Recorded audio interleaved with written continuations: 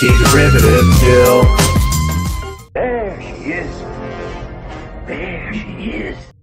Welcome to Jimmy's. You know, I really wish they'd let us play music up here. Make these long trips go by a lot faster. It's against regulations. Yeah, I never understood that. They just don't want us having a dance party when a proximity alert goes off. See, that's a dumb reason. Because we'd already be on our feet, ready for action.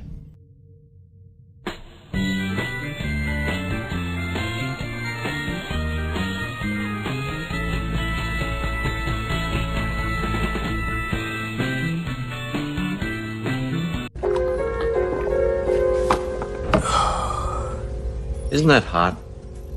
Extremely. We go together or not at all. Don't be a fool. Absent friends.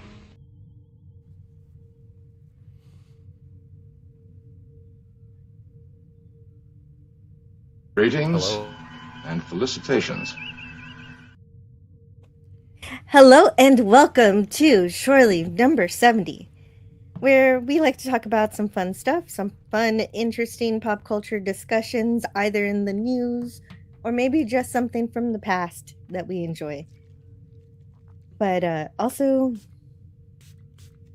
our friendship also means that if someone's having a bad time, sometimes you need to take a moment to try to lift him up. And so I want everybody to give some virtual hugs to Scotty R37 today. He has just lost Baxter. Baxter has, he has gone to heaven, as all dogs do. And after about 18 or 19 years, which is a good run, he got ill just before Christmas, and he was in need of a rest, and so now he rests, and he will return in Baxter 3, The Search for Baxter. Search for Baxter? Oh, we have to find Genesis? As if he were my very own. But thank you, I appreciate it. Yeah. You're welcome. And so sorry to hear that, Scotty, says Franco. Thanks, Franco. Yeah. Yeah, and I'm sorry to hear that too. It's never easy to lose family. It's one of the, and I know everyone put on your seatbelts. It's one of those feelings when I woke up this morning and I was like, I don't even want a beer. So that's how it's weighing on me. Yeah, that's something, definitely. Scott, not just want a beer? Are you okay? I will be. Well, but now, come on, seriously, we have more depressing things to talk about, like Starfleet Academy. Yeah. Oh, yeah. That is a maudlin joke you made yesterday. That is something worse happened. Oh no. But another way to help with that is to watch some good Star Trek. So we also considered some good Star Trek that actually addressed Starfleet Academy in a not brain dead way. And that was the episodes Coming of Age, First Duty, and from those are TNG episodes, and then from Deep Space Nine you have Valiant, and also TNG. You considered Lower Decks Starfleet Academy, I guess, because they're just out of Starfleet Academy. Yeah, I really enjoyed it, and it's charming. And I think it was Renee Echevarria who wrote it, and there's an audio commentary with Michael and Denise Okuda on the Blu-ray, which is awesome. And they were talking, because it's in the 7th season, and they were talking about it, and it's like it's one of the more interesting episodes that he had the opportunity to write on, just because it doesn't take place with the focus being on our main characters, our heroes. And so what would happen with the people if Captain Picard shows up? It's kind of a big deal, and so it's kind of rad. Mm-hmm. And Canadian Spider-Man says, "Damn, we love you, Baxter." Yeah, we do. It's true. There he is. He's always going to be in the song. He's always going to be in the song. Well, it's kind of like, let's go outside, let's adventure, let's explore. And I don't care, Snoopy. You smoke too much. Mm-hmm. Yeah. Yeah. So now we have two, Snoopy and Baxter. They're hanging out. They're how are both of your past two dogs? immortalized in On your my, show? I don't know. my outro songs. that happened. Anyway, we do also want to talk about Star Trek today, and Yes. so you know when I said I wanted to watch more things from 2026. This Well, was not one of unfortunately, them. Starfleet Academy is the first new thing I'm watching this year, and I've already regretted. I regret watching the second episode. I can forgive myself for watching the first one for curiosity, but it just gets worse. Well, 'Cause- yeah. Like, it was entertaining watching it with you because we kind of it took us 2 hours to get through the first 20 minutes. So okay, it was 40 minutes, I think. Oh, was it? Okay. Yeah, but man, did you finish it? No, I haven't finished it. I don't yet. blame you. It doesn't get better. Right. Well, and it's, this is the entire reason that I got on the internet is because I wanted to talk about stuff that I loved. And I do want to continue on because I love Paul Giamatti and I like Holly Hunter. And I did, when we were watching it yesterday, I did fall in love with a character named Genesis, although I didn't really hear her talk. But yeah. Yeah, she's okay. It's weird. Well, but all of these people act like they're best friends, even though they just met 5 minutes ago, and without any character development or anything. They're just like, here's my personality and here's mine, and we're all gonna be best friends, or we're gonna be terrible bullies to each other and call each other assholes. Oh yeah, they do say asshole and shit and Any F-bombs? other curse words. No F-bombs. Oh, that's good. But worse than all of the curse words that they say is when Stephen Colbert says it's dangerous if you get hangry. Oh, that was the worst. I hated that.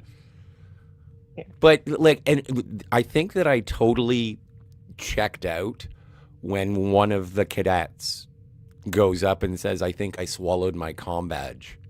And I'm like, so now Ralph Wiggum is in Starfleet Academy? What? And yesterday, Red Letter Media dropped their sort of retrospective or part one of their retrospective on Deep Space Nine Season 1. And Rich said it best, because I'm always harping about, it's like, I love seeing capable people doing their jobs. That's part of the reason why I like Star Trek. And he was like, people have called it competency porn. And I'm like, yeah, that's why I like it. I like competency porn. I don't want to see, idiots in Dodgems banging into bumper cars. Like, it's just so stupid. That's not what I want. And also, like, when the holograph. Okay, seriously, now I'm just ranting. I'm sorry. Hang on a second. I should breathe. That's okay. You should breathe. Maybe I could talk to the chat a little bit because we can talk more. Canadian Spider-Man says, fire at will, photon torpedoes, full spread. Well, nothing like Starfleet Academy to make you appreciate. I can't believe Wesley Crusher. Wesley Crusher. But you know what? All of the people on this school ship, whatever it is, they have the Wesley problem where they're all way more competent than the adult crew. And so they can all solve the problems. So why are they even in school? And it's just, it's a bit of that also. So the worst aspects of Wesley are in them. Poopus. College Slammer, happy Friday. And Snorta Poopus, of course, great to see you. Can you believe it? It's Friday once again. It did happen again, didn't it? Okay, fine. And if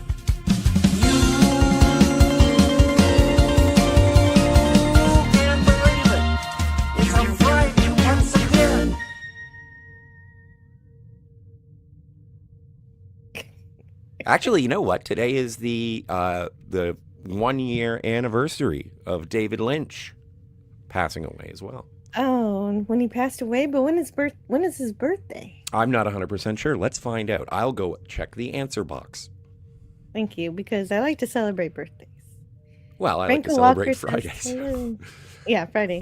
Yeah, clearly we are. As long as Rebecca Black doesn't enter the stream. See? He was born on January 20th. So we can celebrate. We can celebrate on the 20th. Yeah. Watch Eraserhead. That's on Tuesday. Oh, wow. Yeah. Hello and welcome to LDG. Good morning to you. Hey, LDG. What's up, yo? And Christian Fandom Geek. What up, Hello. peeps? Yeah, we're just having a fun Friday here. Our RTNZ Hello. with the New Zealand $5 says, you got a lot of wonderful Shakespeare to share with us. Yes. Two houses, both alike in dignity, in fair Verona, where we lay our scene. An ancient grudge breaks to new mutiny, and civil blood makes civil hands unclean. Thanks for giving me some Romeo and Juliet. It's much easier Shakespeare than other Shakespeare. It's great. I love that. Did you ever see the Baz Luhrmann Romeo and Juliet with Leonardo DiCaprio and Claire Danes and a host of other people? I never watched it all the way through. Oh, really? I really like that. I just read the play. I think I did see a adaptation of Romeo and Juliet. I don't remember what it was. But I think the reason why RTNZ gives that to us is because it's an actual good teen drama. Oh, yeah. Yeah. Well, and I've said this before as well. It's like I've always heard, and that's why I'm sort of on the edge of my seat to find out who the new James Bond is going to be, but I'm pretty sure they're going to be in their 30s. But I've always heard that when the new James Bond comes out and they are younger than you, you're going to be a little sour on it because James Bond is an aspirational figure, and once you become James Bond's senior, you're more looking forward to finding out who the new M is. But that's how I feel about Starfleet Academy as a whole. From its initial pitch from Harv Bennett in the 80s when they were going to be like, okay, Star Trek V sucked, let's make a Starfleet Academy movie. And I was like, I don't want to see them younger than me. And now with the new show, I don't want to see Star Trek 90210. Like, I'm just not interested. I'm more interested. It's like, give me a Holly Hunter show. Make Holly Hunter the captain of a ship and let's boldly go. And I'd be happy as a clam. But no, you had to make this convoluted mess where a bunch of kids hang out and abuse Mr. Belding and people say hangry. Hangry. What is the deal with that anyway? I can understand, well, that they wanted to have a ship so they could go have adventures, but why are you going to bring cadets on dangerous adventures? But I guess why are you going to bring children on the starship? Well, but in terms of the exploration of the galaxy in the 24th century, like Star Trek The Next Generation Season 1 takes place in the golden era of Starfleet and the Federation. And the intended purpose was a deep space mission. And so having people with their families is a comfort. And because of the might and power of Starfleet and the Galaxy-class starship, it made sense. Now, they didn't do anything with it, but isn't that just the way when it comes to Star Trek? They didn't do anything. They didn't do anything with it, but Deep Space Nine did, with Sisko being a really great dad to Jake and all of that. Well, and and in this case, you've got kids on a ship in a war-torn whatever hellhole the Federation is currently in. It's now a dystopia rather than a utopia. Well, and that's the thing. I enjoy the idea of you leave home and along it's like kind of like Lord of the Rings. I hate to say it, Jill, but it's like you leave the Shire and then things start to happen because you're safe and you're happy in the Shire. But when you start going out into the rest of the Middle Earth, that's when you're going to start confronting stuff. Yeah. But at least you know that home is safe. Yeah, home is behind, the world ahead. And there are many paths to tread.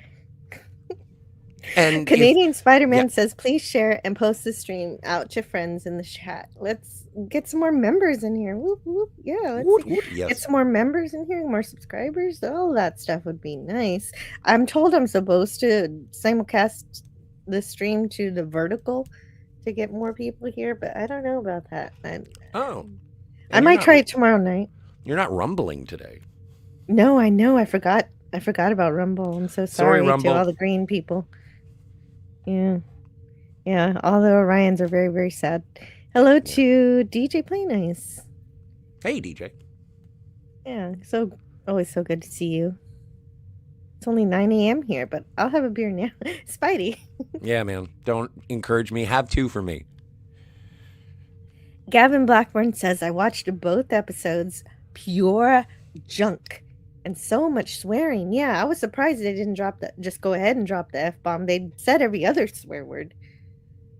Gavin, you're not wrong. It is pretty worthless. I also watched both. I don't know why I did. I don't know why they have the betas. I'm skipping ahead to the second episode, but they have betazoids doing sign language, and they mistake them for being empaths instead of telepaths because of Deanna Troi. Yeah. Because Deanna Troi is a half betazoid. So Right. they think all, like, they forgot. Really? Yes, really. They spend millions of dollars on these special effects, and they can't even watch an episode of Star Trek to find out what a betazoid is. Well, a lot of the time when Star Trek shows are being made, or at least what I've heard from the pitches and whatnot, is that sometimes people come in and they pitch these shows and then they're said, nah, it's too much like Star Trek. And it's like, but I'm pitching a Star Trek show. That happened to Seth MacFarlane. That happened to... Yeah, that's unfortunate. At least we got the Orville from that. Oh, what's his... Bryan Singer? He wanted to do a Federation TV show back before he got all, exposed for being a weirdo. But, like, Roberto Orsi wanted to direct the third Kelvin universe movie, and they said, no, that's too Star Trek-y. And he's like, but that's what... all right. Say, what I noticed about these episodes is that there's the illusion of science fiction. You can see visually science fiction happening, but never intellectually. No one ever talks about it. It's just like, oh, look at the blinky thing in the background. Aren't you impressed? Well, and that's also... Moving on, let's make googly eyes at this person. But that's the thing, and when we were talking about it yesterday, when we were sort of watching it-ish, I know we don't do watch parties, but guys, it was so fun. I wish you could all be there. Franco Walker says, oh no, spoilers, yawn. Yeah, exactly. Spoilers for something that you're never going to like. Spoilers for something already rotten. But it's hello like... to the Trek reviewer. If I hey, didn't the say Trek hi reviewer. To you. I also have to say hi to Matt G. Let me just say hi to everybody so that we can get into the conversation that everybody's having live. Yay. Did you see the scene on the shuttle? He bit off the guard's ear and spit it across the shuttle. Oh, yeah, that's right. That was the guard, the Torothi or whatever. I forget the name of the aliens. I think I did see that. Yes, he did. Yeah, he beat up all the guards, so he's super capable. I think I'm supposed to feel sorry for him because he was separated from his mom, but he seemed to have got a lot of skills and talents, and he seems intelligent. Yeah. Holly Hunter stole a child, and now we're supposed to feel bad. Yeah.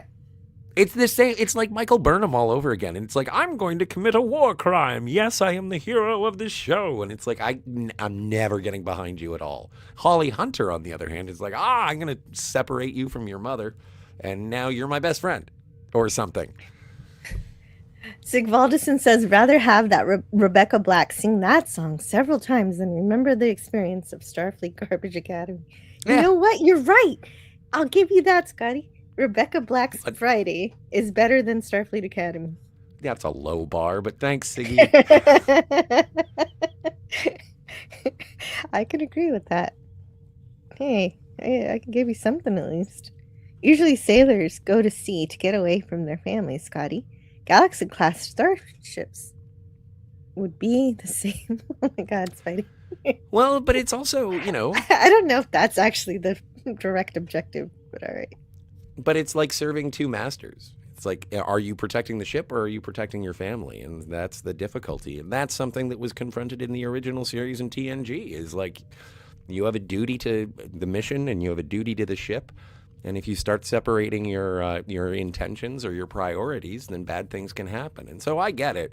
But also, let's not forget that Star Trek The Next Generation included a counselor because of the pop psychiatry wave in the 1980s. I think it was a good idea, just wasn't implemented extremely well until Star Trek Continues. I think they got it right finally. with Star Trek Continues. The Yeah. idea of ship's What was- counselor. What was? And what was hello to James Caserta and the- Nim Hey, Nim. James. Question? What was her name? What was the name of the counselor in Star Trek Continues? Oh, I totally forgot. But I know really the do like actress's that name. series. It's Michelle Specht, but I Yeah. have to find out what her character name is. But I liked that because it sort of was the introduction of what a counselor would do and how the crew sort of reacted to it. Dr. Elise McKenna. Of course, McKenna. Now I remember. Yes, now I do too. But she was cool. But I think it was better because she wasn't a half betazoid, so she didn't have to rely on superpowers. Well, yeah. Again, capable people doing great things, like amazing. And she was she was human, but she did a great job being a counselor. I thought she was awesome. What's the name of the Starfleet Academy character who wore the leather and the metal teeth on the red carpet? Oh, I forget. I think she was that. Oh no, that was the sentient? Because I didn't see this because I never got it because she was dressed up like Mickey Mouse and she acted like a Furby. But is she like another hologram? Yeah, she was a Furby. She's a hologram. Yeah. Sam. Her name's Sam on the show, Oh, okay. and it Super. stands for something, but I couldn't be bothered to remember what each letter means. The Trek reviewer says apparently he learned his fighting style from Mike Tyson. Yes. Yeah. The Caleb, he's the main character. It would have worked if Troy was a good counselor. Yeah, what? It's true. Sometimes she is. Yeah, she is There are a sometimes. few episodes where, hey, that's what she should be doing all the time. Num.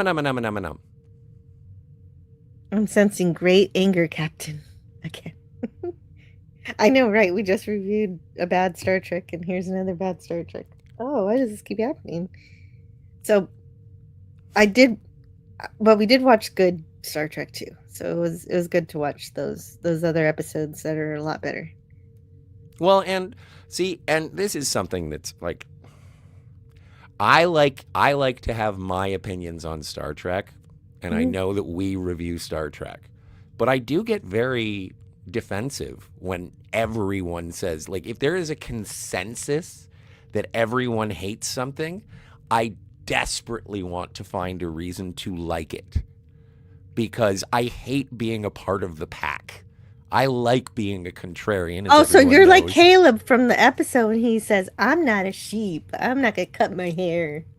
Oh, right. And then they just cut his hair. They assault his individuality because you have to conform. Like, for a show that is absolutely obsessed with individuality and standing out, and they're like, well, you have to cut your hair. And he's like, no, I'm not. I'm going to rock. Like, he's not going to take it. And it's like, oh, this will be interesting. I wonder how they're going to change this trait. I wonder how he's going to want to be a part of this particular collective. Not collective, pardon me. That's a little too Borg. But how is he going to fit into this community? Oh, I know. They're going to use the transporter to completely change his appearance against his will. That sounds like something that everyone can get behind. It's like you're fighting against the thing. You're doing the thing that you're proclaiming to fight against. The hypocrisy of this progressive nature is really staggering. Yeah. And it is. And the whole point of watching real Star Trek is not just because they're more entertaining and more valuable intellectually, but because we're supposed to remember what Starfleet Academy is supposed to be. Also, what the Federation and Starfleet are supposed to be. Of course, all of you know the Federation are member planets. They form a government, they work together, and Starfleet is the military explorer branch that protects the Federation and all that. On Earth in particular, discrimination, hunger, hatred for your fellow man has all been left behind in pursuit of exploring the galaxy and, strange new worlds, new life, all that. Humans are evolved, but when Star Trek wants to talk about how humans behave today, we see that through the other alien species. That's how it's supposed to work. But NuTrek never does that. They just say, Starfleet's bad now. Federation is corrupt. But I don't even think it's acceptable to deconstruct what the Federation and Starfleet are in the 30th century when it hasn't been properly established unless you watched Discovery, which True. I won't. I haven't watched past season 2. So I don't know. I know that there was a tantrum and it blew up all the dilithium. I don't know how that got resolved because I don't care. Like, you've already established that the future is a place where adults have to have timeouts so that they can collect themselves and not confront their own existence. They just have to sit there and feel their emotions until they finally get ready to stand up again.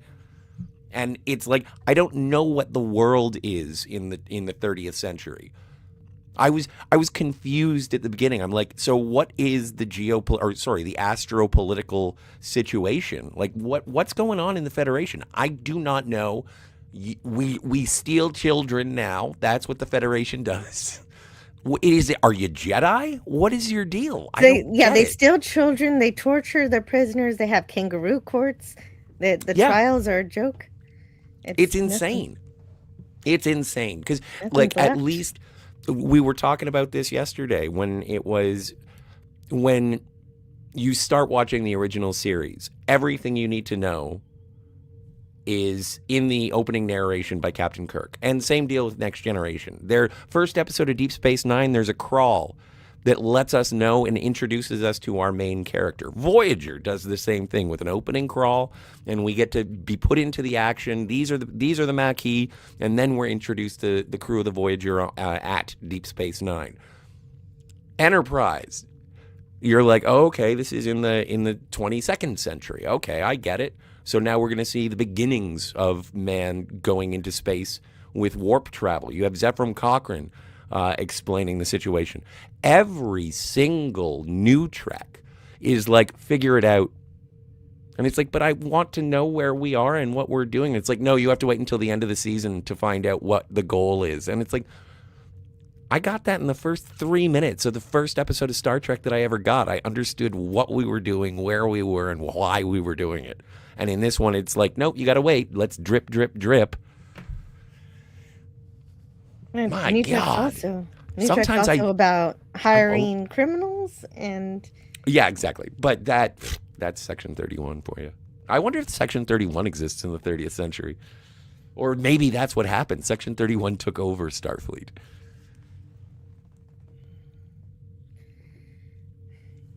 I think I just broke I'm getting Jill. angry. No, I know, me too.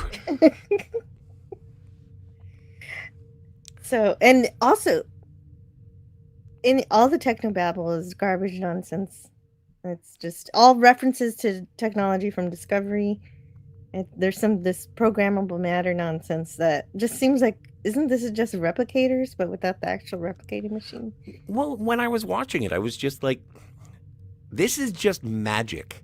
Yeah, it's magic. There's no reason for this to exist. There's no explanation for it to exist. And again, you go back to the older Star Treks, and there were science consultants, and it's like, this is where we're going, this is what we're doing. Remember when it was like handheld communicators, and now we have cell phones, tricorders, and now we have cell phones. Like, there are things that were inspirations for real life technologies that were either being developed or were developed because of the idea. Tell me how any of the technology in any of the NuTrek is in any way plausible, let alone attainable. Yeah, it's got to fire your imagination as to something that future physicists could possibly make, and none of this is possible beyond the transporters and replicators and stuff. That this is an extension of everything is magic now. And it's instead of just a few things. Science fantasy, yes. Yeah. Old Man Bird. Hey, Old Man Bird. Says, why aren't we demanding someone to push the button right now after seeing this filth from Kurtzman? Old Man Bird says, I will tune in to find out. Oh, yeah. I bet you Harvey will be pushing for that tonight. We'll see. Huh. And, Eclectic Goat is here. Hello. Hey, what's going on? Great to see you. It's really good to see you. I'm supposed to learn tabletop gaming or something with her, I think, but I don't know when that's going to happen yet. I think it might be in February. Nice. Kurtzman has an adamantine contract held in a stasis field and covered with a cloaking device. Yeesh. I hope not. I hope it expires and doesn't get renewed or in any way. My theory is that once Kurtzman is gone, Paramount is going to decanonize most of what he made. I sure hope so. That's my hope. I hope you're right. I just want to see a post Voyager 24th century, and we can fill in the gaps. No one's allowed to talk thousands about of years into no the one. future. Yeah, like again, Star Trek is aspirational, and if you set it in the far off year of 11,000 AD or whatever, it's like, okay, so this is a future that will never. I won't see it. My children won't see it. It's like, okay, generations in the future. So many. It's insane. Like 1,000 years is an incredible amount of time to fathom. And so it's like, oh, okay, we can do whatever we want now because all technology does everything that we want until, I don't know, pew pew. Yeah, and Anyway, so since and then it is Holly that Hunter easy, has glasses. since all of the sci-fi is so easy, they just completely ignore it. They don't question it. There's no interesting sci-fi stories in either of these episodes. Hey, And- Kimberly's here. And so they get to push that aside and just do melodrama. And the melodrama ramps up in the second episode. But I'm fine with the melodrama. Like, there are melodramatic God. episodes of Star Trek. Yeah, watch the second episode and say you're okay with it. Oh, Wow. God, the close-ups and the staring and the Oh, no. nothing going on in the background. Yeah, except but I like emotions. Twilight. So, Oh yeah, it was Twilight. okay. Oh shit. See, I'm going to do I it, hate it Jill. though. I hate it though. I'm going to No, find a reason to like it, although hangry is a really stupid thing. And also, if you are in a sick bay, why don't you have a medical tricorder already? We talked about Yeah. this, that the Yeah, we moment did. where the holographic doctor says, "Give me a tricorder," medical tricorder. It's funny in the pilot of Voyager because it's in the middle of an incredible crisis, and so people are scrambling and whatnot. You're the doctor. and- You're going through all of these cadets, and then you ask for a tricorder, and everything's calm. This is day to day. This is fine. It's like, give me a screwdriver, a Phillips head screwdriver. Well, of course, they're all Phillips. They're all Yeah, because Phillips. everybody helping the doctor, none of them were the medical staff, so Oh, they had to, exactly. they were fumbling, but they copy that line in Starfleet Academy, but they're already in the infirmary or wherever, and there are actual medical staff there, and they still get it wrong. So Yeah. we're just supposed to assume that all of his staff are idiots. Incompetent people not doing their jobs. Yeah, maybe they swallowed the medical tricorder. Nim Yeah. Nim Nim says, if you could go back in time and end Kurtzman, well, would you do No. it? Not Kurtzman himself, but I would end Kurtzman Trek. Like I would, like Secret Hideout would not make the deal somehow if I could. Yeah, Or maybe if they get to go make something else. Oh, and I would go farther. I would go back and be more persuasive with Les Moonves in terms of allowing Enterprise to continue, because I think that it was finally finding its footing, and we could have had 2 more seasons of good Trek, like Berman Trek. That's true. That's true. If you knock it off right at the source, that was the change that led to everything. Yeah. That we suffer today. Is Les Moonves and the executives all together making a deal to get rid of Star Trek. Well, and dude, Kimberly, I said Elastigirl in space a lot of times when I was watching what I watched yesterday. The one thing that I found both intriguing and repellent for Star Trek, but intriguing for Holly Hunter, is she's sitting in the captain's chair like a 20-year-old girl that is trying to seduce me, which works when it's Holly Hunter. But when you're the captain of a starship, why are you curled up like you're waiting for your kitten, holding a latte, being like, what do you want to do this afternoon? And it's like, no. I mean, yes. That's how I sit in like a really big lazy chair if I'm like cuddling with the, like what she does in it. She's acting like she's in her quarters.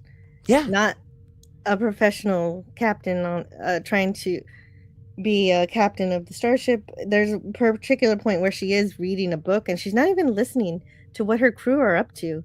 And so she has to be called out specifically for her to find out that there's an anomaly going on. There's always an anomaly. She's not an active member of her own bridge. She has to be told to get with it. So, but again, I like Holly Hunter, so I'm just like, yeah, Holly, you do that. Wait a second, where are we? Oh, right, we're in Star Trek. Holly, put your feet on the floor. Yeah.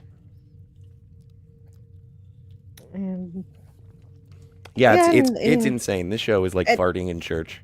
Oh, that's what I was gonna say. Not just that NuTrek hires criminals, but also it's always about trauma. Somebody's trauma is happening. And so that's both things for Caleb. He's also traumatized. Hey, Raquel. Raquel SSG, hello. Just stopping by and leaving a like. Hope everyone has a good day. I hope you have a good day too and a great weekend. No, Trek reviewer, that's perfect. Yeah, she was being very vash. Which, I'm fine if you're an archaeologist, but just if you're the captain, no, don't be vashy. Yeah, right. But she's supposed to give a little excitement to Picard on his vacation, but that's a different story. Let's see.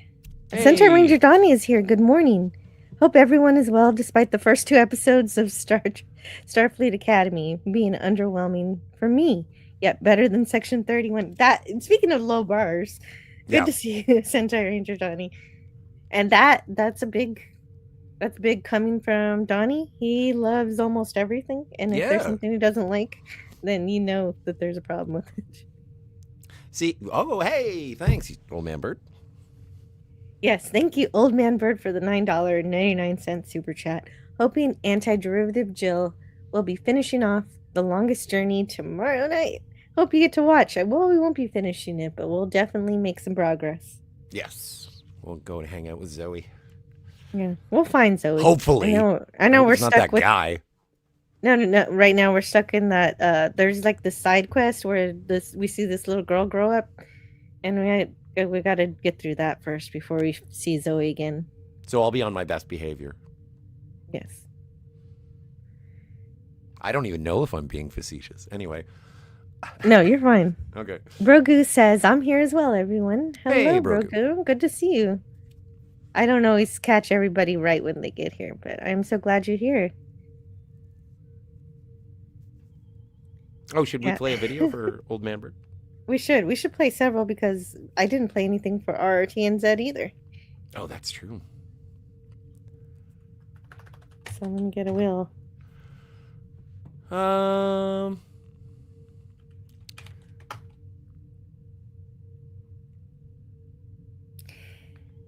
And then they go to Bajor, but it could have been any other planet. And she's the head of a daycare. Holly Hunter? Yeah, Holly Hunter. She went to Bajor? She was the head of a preschool on Bajor. Oh, right. They don't show it. Because if they went to Bajor, I'd be like, hey, can we swing by Deep Space Nine? Is Deep Space Nine still even there anymore? Is it gone? I didn't see it. Is it decommissioned? I didn't see Deep Space Nine at Bajor. Well, but it's not in orbit. It's like farther away. Because don't forget, it's like a couple. It's supposed to be it's like a few hours away, isn't it?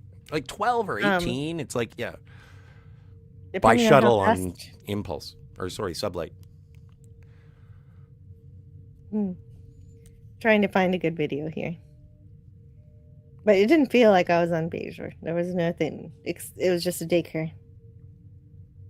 No Jamja sticks. No. Or Hasperat. Bajoran daycare. Well, Oh, and when the main character is just like 5 years old, he escapes and survives a desert planet with dust storms for 15 years. okay. Yeah, Is that it happened. Nimbus 3? You saw that. Well, Yeah, we didn't well. really see it, but we saw him escape, and then he didn't die. Well, and that was also the difficult thing watching it with you, is because I know you're predisposed to dislike it, and I know that if there is something to enjoy, you will. But we were just basically there, and it was too much. Like, we would get 15, 20 seconds into something, and I'd be like, stop. And I'd have to dissect just one line, and so would you. And so I really, some of the stuff I didn't, absorb, because I was already just coiled to pounce on any mistake, and there were many. There were lots of mistakes. They're on shuttlecraft, and it doesn't have inertial dampeners, and Right. it doesn't say that they just don't exist because the warning system doesn't say, oh, they're offline or something. Are you hangry? What? That's literally what my daughter's Furby says. Oh, jeez. And since you mentioned Furbies a few times, that's a thing. Yeah, I don't know. I don't know either. I think that, I think I actually have to sit down and uninterruptedly view the first 2 episodes to have a clear understanding and just wipe my mind. But, from what I saw so far, I am not enthused by the storytelling or the world that this is about. I don't mind the actors that I tuned in to watch, Holly Hunter and Paul Giamatti, and Tatiana Maslany, my girl. But yeah, all in all, it's not Star Trek, and I think that's the thing that I just have to put out of my head. There's something that really angers me in the second episode. Can I spoil it for you? Sure. I don't know. Maybe the have to audience see- doesn't want it to be spoiled. I don't care. Okay, Maybe you I'm should gonna put it. spoil Oh, you don't now. care? Okay, super. Okay, spoilers for something that's already spoiled. Yeah. They drop in. They go to the aquarium at the bottom, and guess what they see? I don't know. Humpback whales in San Francisco Bay. So why are you upset by that? And because one of the characters, the Beta Zoid character, says she's pregnant. Okay. Yeah, I guess. It's just pointless member berries. It makes me mad. Anybody messing with Star Trek 4 for no reason, and it wasn't profound or there's nothing meaningful in it. It wasn't good. But yeah, but also Anyway. like in Picard season 3, they take the cloaking device from the Bounty. Now that doesn't ruin anything. I know you're upset, and I apologize. Oh, But yeah. Picard season 3. I didn't like that either. If they had said, it's like, oh, and here are our humpback whales, George and Gracie, named after the two that were brought forth They 1,000 years ago. That's essentially what they are saying, though. They don't have to actually say it. They're saying, look at the wheels. Look, you remember them, don't you? Don't you remember good Star Trek? This is good too now. I'm going to end up going to a cetacean institute, and someone's going to tell me that that whale is pregnant, and I'm going to be like, you're ripping off Star Trek 4, and they're going to kick me out. Well, if it has to do with Star Trek, that's obviously the implication. No, if I ever hear of a pregnant whale, I'm just going to be like, you're ripping off my childhood. It's kind of a That ridiculous doesn't thing make to get upset sense. about, Jill. It was in a Star Trek episode. Well, it's also why I don't like Lower Decks. Just all these references for no reason. Nah, but see, I am so happy because I did eventually get my Blu-ray. You like references for no reason. I forgot. No, but it's a cartoon. That's what it's for. This is also a cartoon. Wow, not as good as Lower Decks, I'll tell you that much.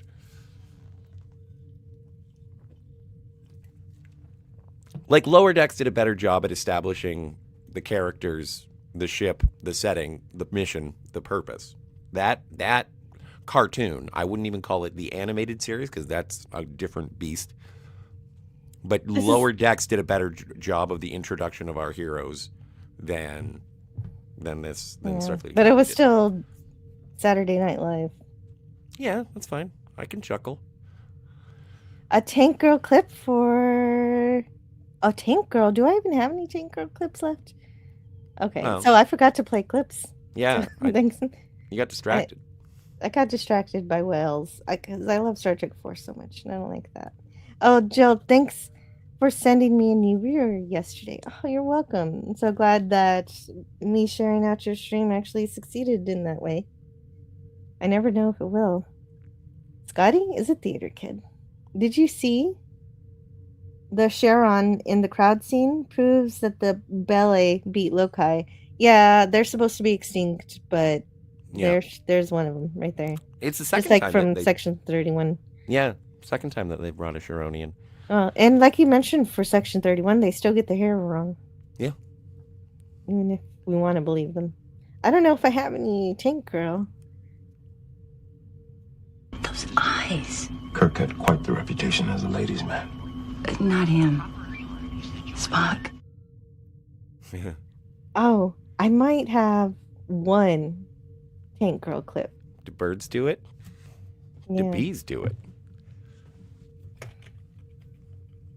Hey, T. Stark, CEO, is in the hizzle.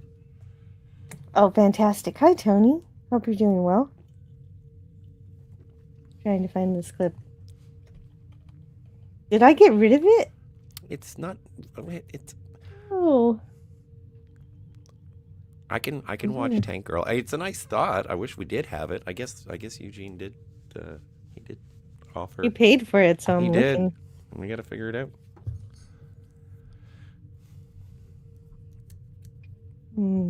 I'll find it for you.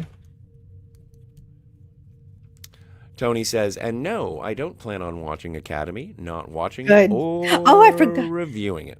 Oh yeah, I got a poll out, and so far, no and never are winning. Did you watch Starfleet Academy?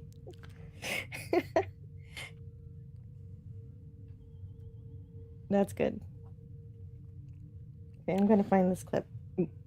James Caserta in the chat says, I've seen birds do it, never bees. Well, you haven't lived until you've seen the educated fleas do it.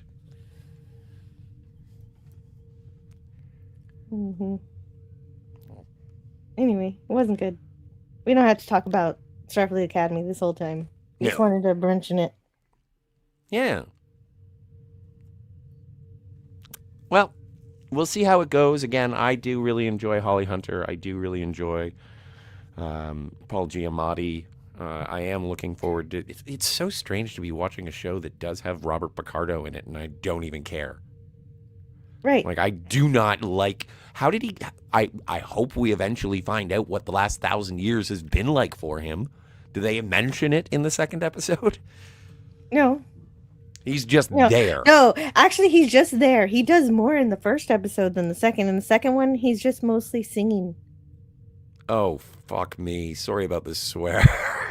Yes, we all saw the one where he sang. If he's okay, so he's the 30th century Tom Jones. Good for you. Ugh. Does he make a cheesecake? Like, are we just going to reference everything that some people knew in a Probably. passing fancy of Voyager? Yes.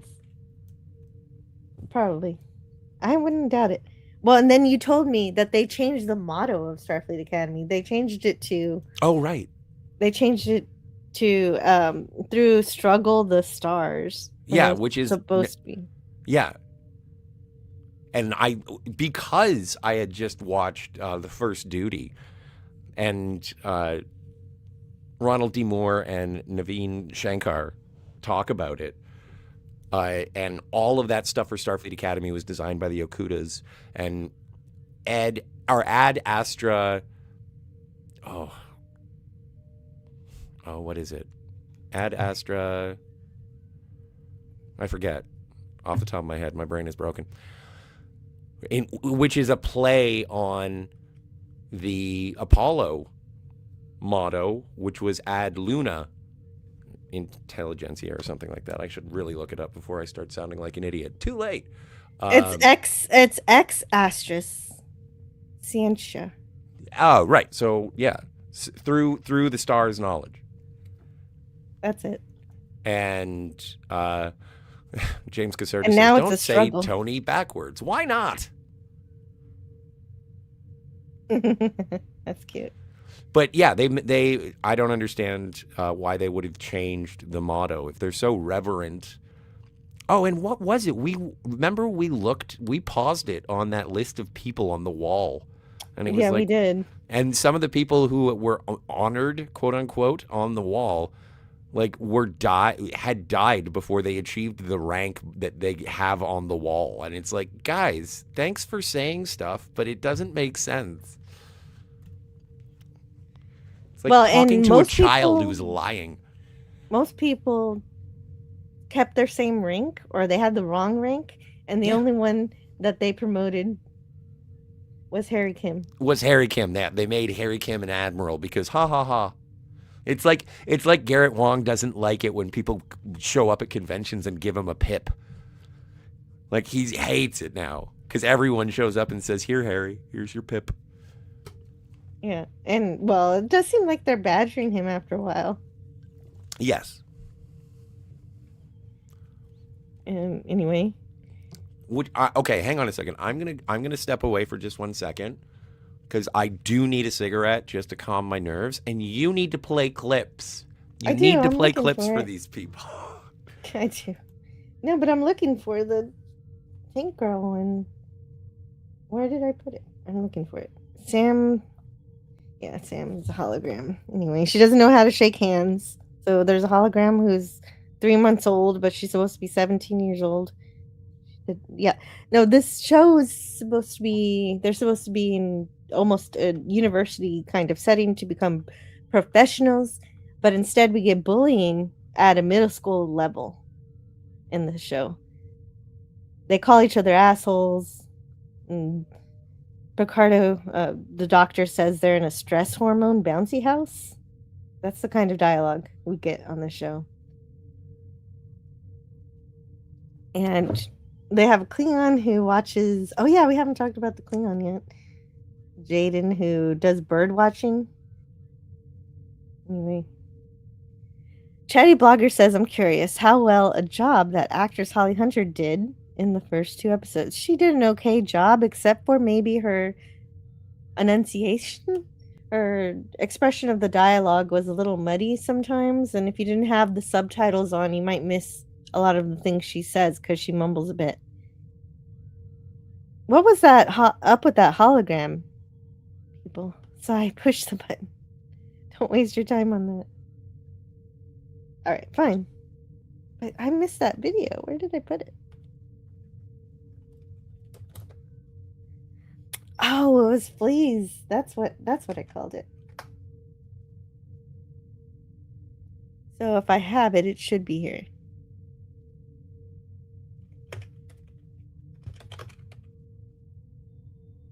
One more try, and then this will be the last time I try.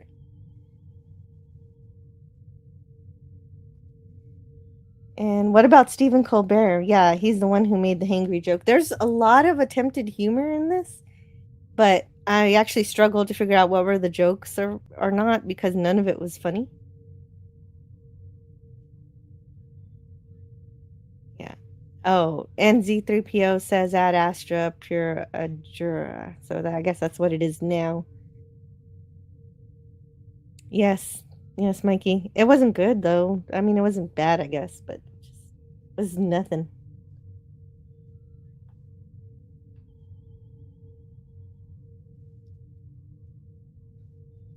And then the episode happens. But since at this point Scotty hasn't seen the rest of it, we can just leave it. Okay, unless any of you guys want to talk more about it, because I've seen both episodes. The first JJ movie, Academy, did you like that depiction? Yeah, it kind of was. It kind of felt like Kurtzman was showing off all the things he learned about from working with JJ. And Scotty said also he's trying to spend all the rest of his money because this is the last money he's going to get for this particular venture for Star Trek, and hopefully it is the last thing he's allowed to put the Star Trek label on. That would be great. Holograms having an awkward child, holograms behaving like an awkward child is exactly what is going on, actually. Is interesting. He says that, what's her name? Sam is charming. I dare you to say something nice about the show. Her personality is fine in terms of if she were an actual, I think I would buy it more if she were actually flesh and blood. If she was just a regular person, I could buy that she's that awkward, but why would anybody program somebody to be that way? What help is that? If you're a hologram, you just program the hologram to be the Starfleet officer that you want, and they don't even need to go to Starfleet Academy because they're already the perfect officer, because you can integrate Starfleet Academy classes and knowledge straight into the hologram. What the doctor didn't go to Starfleet Academy, he just was an emergency hologram doctor who was forced to become the doctor of the starship. So seems pointless to me.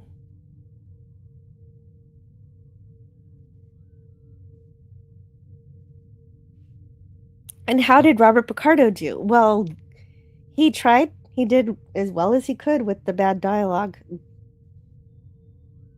He would say ridiculous things. He'd say, "Don't be a baby," and stuff like that. And it was really lowbrow humor. And like Scotty said, somebody swallowed their comm badge. The main character had a bug in him. He had like a worms. And yeah, no, Robert Picardo's performance is fine. The performance of actors in the show are largely okay, are too good. It's just the content of the actual, the characterizations, not as fun. And like I said, the captain doesn't even pay attention to what's going on her own bridge until somebody shakes her. Sigvaldison says, Jill, not sure how you watched both episodes. The first one was enough for me. Wish they had the 90210 music at the start. So that would disrespect the original. Yeah, you know what? You're right. I should have gone to bed. I learned nothing from watching the second one. And Tony's got to go. Thank you, Tony, for dropping by. I hope you have a good time making things awesome. And thanks for lurking. I like the woman playing the Jed Hadar, says James Cassard. Well, I'm glad you're finding stuff to like. I think the reason you like it, James Cassard, if you like Star Trek Discovery, which is something that you like for whatever reason, this is a sequel to Star Trek Discovery. So if you like that, you're going to like this. I really need a broadcast where I can catch you. The only thing is that, yeah, okay, fine, you have a female Jem Hadar, but they didn't explain why. In Deep Space Nine, they said, well, Dax was talking to a Jem Hadar, and she said, I hate to meet one of your women. And he said, we don't have women. And so they essentially don't eat or sleep, or they take in nutrients, but they don't actually eat anything. And they also don't have a intercourse. They just don't have the tools. And so what would have had to have happened is after the Dominion War, after Odo goes back to all of his friends, now that they're not evil anymore, because they got rid of the changeling who made everything bad. So now Odo's there and he's influencing them, and maybe Odo says, well, you know, now we don't need the Jem'Hadar to be our slaves anymore, so let's let them be free and give them a gender, because we can genetically manipulate them, because we created these beings. And sure, that would be fine, but they don't explain that in the episode one bit. They don't even pay any hint to that. They just say she combined with a Klingon somehow. And she doesn't look one bit Klingon either. I guess you could say the Jem'Hadar DNA overrode it. But that's the problem. The show doesn't want to say anything. And when it does, it says, "Oh, well, we know you guys were going to complain about this, so let me just lampshade it for you." Because the first episode I watched, I think I did complain to myself that Caleb didn't enter Starfleet. He entered as a criminal and he didn't take any tests. Wesley had to, it was very competitive. Wesley had to take tests, even though he was extremely intelligent. He failed the first test. And so in the second episode, they lampshade the whole thing and they just say, "Oh, yeah, he took the test really quick while we were on the shuttle, that you didn't see it. It was off screen, but you got a 98%. And we don't really do Starfleet Academy tests like we used to. Because that's a way of the past. And this is now, so you've got to get used to it." Yeah, I have so many questions about the Jem'Hadar. Yeah, and the they'll Jem'Hadar never get actually, answered. It's terrible. Well, James Caserta likes her, but I think she screamed too much. Like, it's fine to be powerful and to be commanding, but she wasn't commanding. She was just yelling. Well, okay, so there has been so much, like, lore and story on Deep Space Nine about the Jem'Hadar. They cannot exist without Ketracel White. So does she have Ketracel White? I don't think so. Well, that's what I was explaining earlier, is I can imagine that Odo probably said we don't need them to be our slaves anymore, so we can get rid of that dependency and maybe let them have a gender, but that's not something that's explored in that would be something interesting they could have put in the episode, and I'd be like, hey, there's actually some science fiction here. I like learning about this. I would anyway.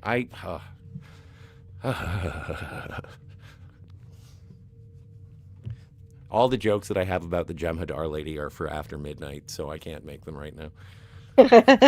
Oh, right. There are spikes in places where you don't want to have spikes. You don't want spikes there. Yeah, see, we can dance around it. People. Well, and that's because then it's like, oh, Scott, you shouldn't bring up stuff like that in terms of the private parts of aliens. And it's like, well, Discovery did it because they said the Klingons had like 2 wee-wees. They have 2 urethras. I still don't buy that. Well, it was on screen. This is the double-edged sword about acknowledging NuTrek. Like, I just admit that it exists. It's and the sad thing is that if it's on screen, it exists. It would be quote-unquote a canon. And so it's like, oh, crap. Worf had 2 dongs. No, he didn't. I prefer to think of it that way. No, he didn't. He did not. Only in Kurtzman Trek universe, it's completely different from the 735 universe. They're separate. The multiverse of madness. Yeah, the lower deck. See, you like lower decks. That was that episode that proved everything's a multiverse. Oh yeah, that's true, but I haven't got there yet. I'm still on season 1. Yeah. Anyway, skip to the end. The ship Lego connects to the San Francisco Bay Starfleet Academy building. And then, oh, here's something you said last night. No one can ever complain about Faith of the Heart again because of the song they play at the end here. Oh yeah, if you're going to San Francisco, seriously, in the year 3000, and you're going to be playing that song, that stupid hippie song, which I think that they're thinking it's like, oh yeah, the original series came out in the 60s, and so we're just being reverential to the original series. And it's like, then play Hey Brother. Let's find our way to Eden. Mm-hmm. Yeah, that would be nice. But what a just can't even say it was disappointing. Can't even say it was disappointing because you have to have hopes before something can disappoint you. Hey, brother. Adam. I reach you. Yes. Yeah, exactly, Sigvaldison. Just play Fortunate Son. Make sure that there are Federation helicopters cresting a ridge. It ain't me. It ain't me. I ain't no Jem'Hadar's son. But other stuff happened yesterday in the world of Star Trek, which was really, really great. Oh, yes. Something much, much better. Oh, you said you wanted to read comments. Do you still want to read comments? I want to get away from Starfleet Academy for a little bit. Okay, let's go. Or are we But, talking about Red Letter Media? Hells yes. Mike and Rich talking about Star Trek, real Star Trek. And they are Star Trek fans, which is great. And it's also fantastic because Rich is like not as into it as Mike is. And Mike is my internet spirit animal to a certain extent. I do adore. Rich is mine. Yeah, I know. So, and it's fantastic. They cover a couple of episodes. It's only part one. I think it's like an hour and a half. It's fantastic. And directly, which sort of speaks to my contrarian nature, is Mike he likes Move Along Home. And I've always liked, I've never been as angry at Alamarain, count to 4 as everyone else is. I remember being like, oh, come on, it's not that bad when on Saturday Night Star Trek. And Mike is like, yeah, no, this is fine. When people on the internet, he actually puts the internet on blast to the people who are like, oh, yeah, no, Strange New Worlds can do a song and dance thing. They can have puppets because there's been silly stuff in Star Trek before. And they always point at Move Along Home as being one of the silliest Star Trek things. And it's like, he says, and you should watch it. And so you get the actual quotes, not just me paraphrasing. And he's like, it's not the silliest thing to ever happen. In fact, it's quite Star Trek. It could have been an original series episode. And I agree with him. But did he delineate that it should have been maybe the second half of season 3? Because it's still not a good episode. So if you're going to say it's like TOS, second half of season 3, I'd be okay with saying that. Still counts. Yeah. Yeah, because at least we were getting to see a different Gamma Quadrant alien, even if it was a bit two-dimensional and the game didn't make any sense. And the stakes were not really stakes that really mattered. Yeah, but then you look at Shore Leave. Like Shore Leave, there were no stakes. You find out at the end, none of it mattered. Right. None of them mattered because it looked like McCoy died. But it kind of did matter because I don't know. It's a good episode. We get to see into Kirk's past. We get to see him beat up his old childhood friend, who wasn't really his friend. They were enemies, and he gets to see his old flame. And Ruth. We get to see that. We get to see it. It brings out some of the characters a little bit. So. How does Move Along Home build the characters from Deep Space Nine? I think they all just get tortured a bit. Yeah, but because in Shore Leave we learn Sulu loves old weapons, and that builds upon Naked Time when he's fencing around all over the place. Yeah, well, that's not pointless. That's the main thing that I really latched on to from the Red Letter Media thing is just my affection towards Move Along Home is I no longer feel alone, and because I have been surrounded by people who think that is the butt of so many jokes. But it is a butt of jokes. It's an F episode, but I still love it. And I don't hate it. It's a like C. I don't love it. It's an F. I don't like it, but I don't hate it. Alamarain, count to 4. What if Spot was a fully functional catbot? Well, what's the name of the Cation on the original series? Or the animated series? Maress. Yeah. And then the Doctor on Lower Decks is a Cation as well. So there you go. There's your catbots. Well, actual cats. Spot.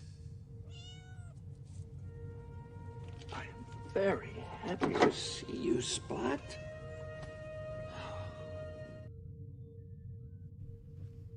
Lower Deck so desperately wants that cat doctor to be McCoy. Yeah. James Caserta says, hell, oh, Zordani. But that was true with Pulaski, too. Yes.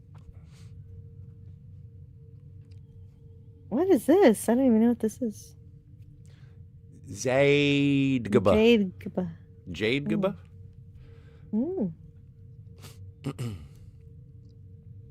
So yeah, if you would like a palette, what did you say? What did you noticed that the Starfleet Academy on YouTube had what? How many thousands of views? 10, 6, what? It has about 80,000 views as of now, and the Red Letter Media Deep Space Nine video has over 300,000. Yeah, that's amazing. Good work, guys. Yeah, of course. They always do really great views, although I hope they get even higher. I hope it hits the algorithm a little harder and they get, because sometimes they can get 1 million. Oh yeah.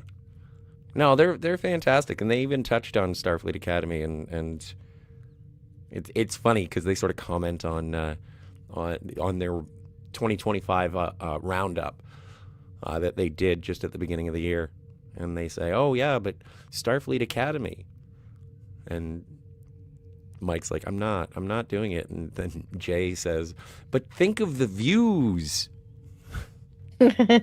Oh, Jay was there. No, I haven't watched this yet. I'll watch it later. It was going to be my reward. Oh no, Jay wasn't there for the Deep Space Nine thing, but yeah. Yeah, that makes sense. He's not a Star Trek fan. But he did tweet. Sorry, everybody. It's turned into a Red Letter Media talk conversation. Well, but this is more fun. He did tweet on the Red Letter Media X account, and it's like, "Hey, this is Jay, and I can't wait to do weekly reviews of Starfleet Academy."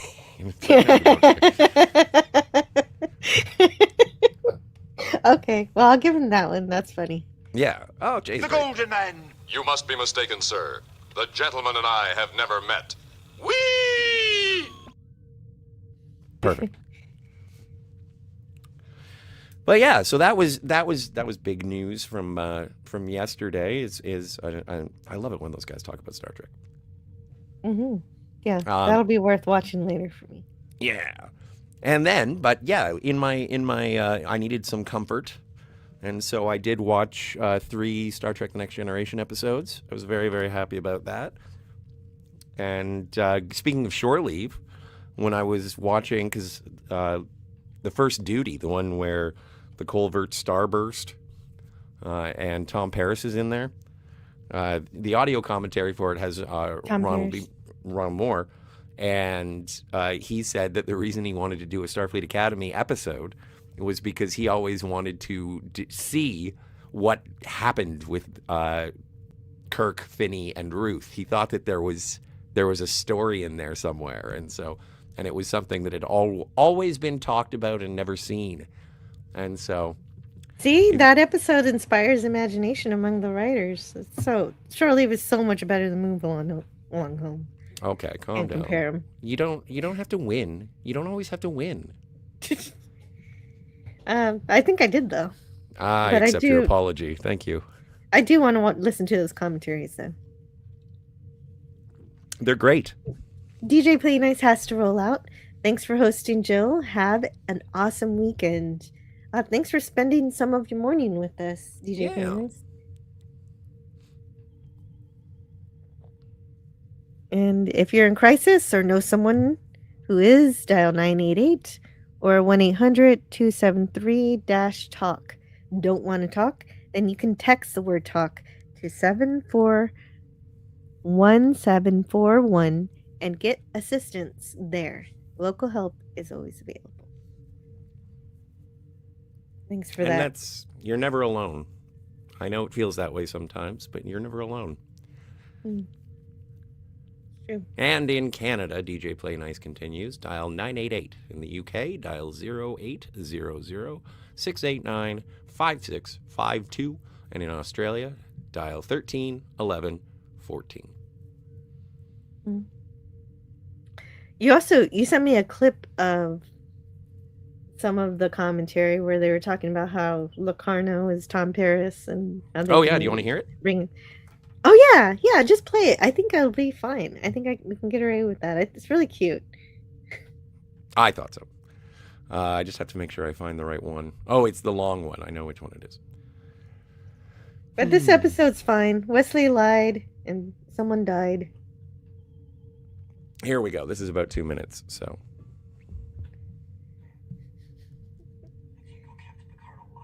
There we go. Wesley. We have to hang on just a little bit longer. I was always bummed that they didn't just make Robert McNeil's character Nick Locarno on Voyager. Oh, it's wrong, Nick. I suspect they would have had to give us character I was just going to say, I know that's really... That's exactly what that is so... It was, I mean... That's exactly what they did. I mean, it was... Wasn't it... I mean, it's like, there was like Nick... Oh, right, Nick Locarno, and then it was Tom Paris. I mean... Yeah. It's the same character. One syllable name plus city? I mean, in Europe, I mean... And, by the way, same actor? I know, well, it's the same actor that really... I mean, like, really, guys? They start him in prison. I mean, like, he's in jail. I mean, because that's I know. I was like, it's the same backstory. It's the same character. It's just that the check goes over there, except instead of over here. Is the only difference. Not that I begrudge them the money. I just wanted the character to continue. Begrudge me the money. Actually, you're right. Come on, cheapskates. I don't know what. How long did Voyager run? Yeah. Wait a minute. It's still going. It's every episode now. Wait, what am I saying here? Get my lawyer. I suspect it was because it would have had to have been like based on character. Characters created in part by... Oh, that would have driven them insane. That would have driven them insane. They could have never... Yeah, they're powerless. Let's steal. Let's just steal. Let's take it from them. They'll never say anything. I give you a chance. But now we have our revenge. That's right. Now you know the truth, ladies and gentlemen. Buried in an audio commentary. I know. The ugly truth is laid bare. The commentary track that suddenly disappeared from the... We'll see how Paramount Legal feels about that. Yeah. I love that little clip.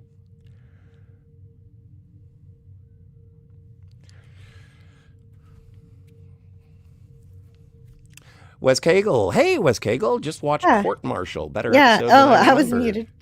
It had been a while since I'd seen that one. I say all should watch it. I demand it. I demand it. One of my favorites. I demand it. I demand it. Oh, that's awesome.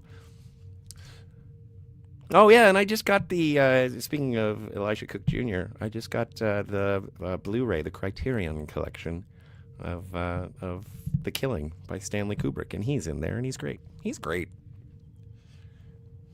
Hello out there to Mike Linux, 1961. Hey. James Caserta likes Move Along Home, even though it was the best Trek ever.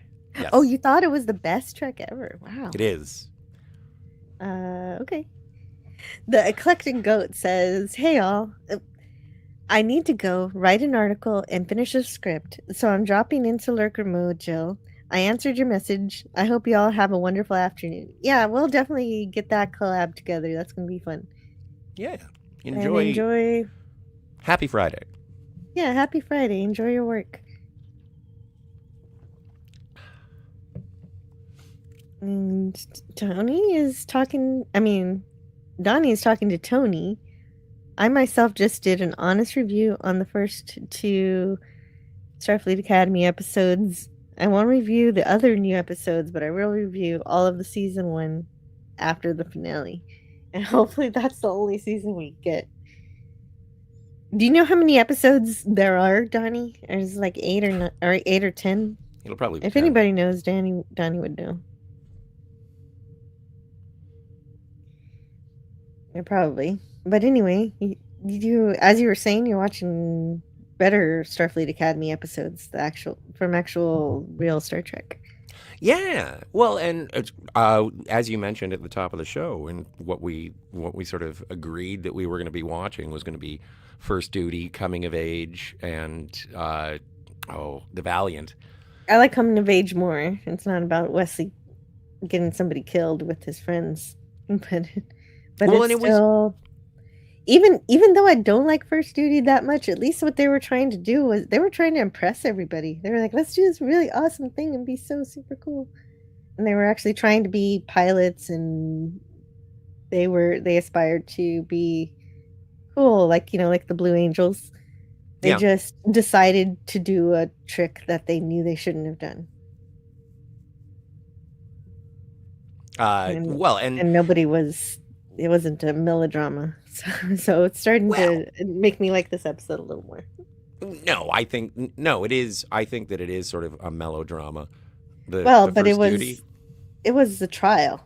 Yeah. Well, yeah, I guess it was a courtroom thing. But it's interesting just to hear the Ron Moore and Naveen Shankar talk about the initial plan for the story, because it was like they were all just going to get kicked out. Like no one was going to be spared. There wouldn't be like a reprimand. It would be like, okay, you're expelled. Should have been. And then they were like, well, no, we can't. We can't do that to Wesley. And then it was Hot like, armor. okay. And Nick Locarno was going to be the one to admitting to the wrongdoing. And then I think it was like Rick Berman was like, no, if anybody's going to do it, it's going to be Wesley. Wesley has to be the moral center of that group, because if not, then like we can't do that to Wesley. It's the same thing. And so the one frustration that they had was, all right, if they're not all kicked out, then Locarno should be the one to say, I told them to do it. I coerced them into doing it. It's my fault. Like a Starfleet captain would. And it's like, I am responsible for the crew under my command. And they were like, no, Wesley has to be the moral center.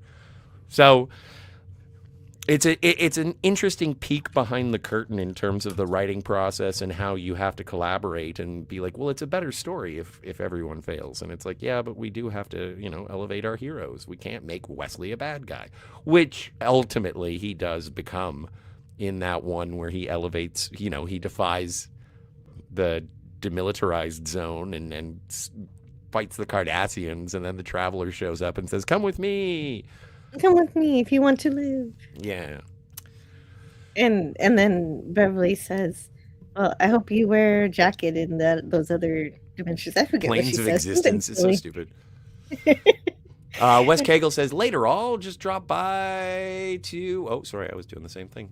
Just drop by to say, hey, have a family obligation in a bit. Have a good stream. Thank you, sir. Wes Cagle, I hope it goes well. Whatever you need to do, and you have a marvelous weekend. Thanks for dropping by. Punch and pie. Punch and pie, yes. I need some punch and pie after all I've suffered this past 24 hours. Oh, really?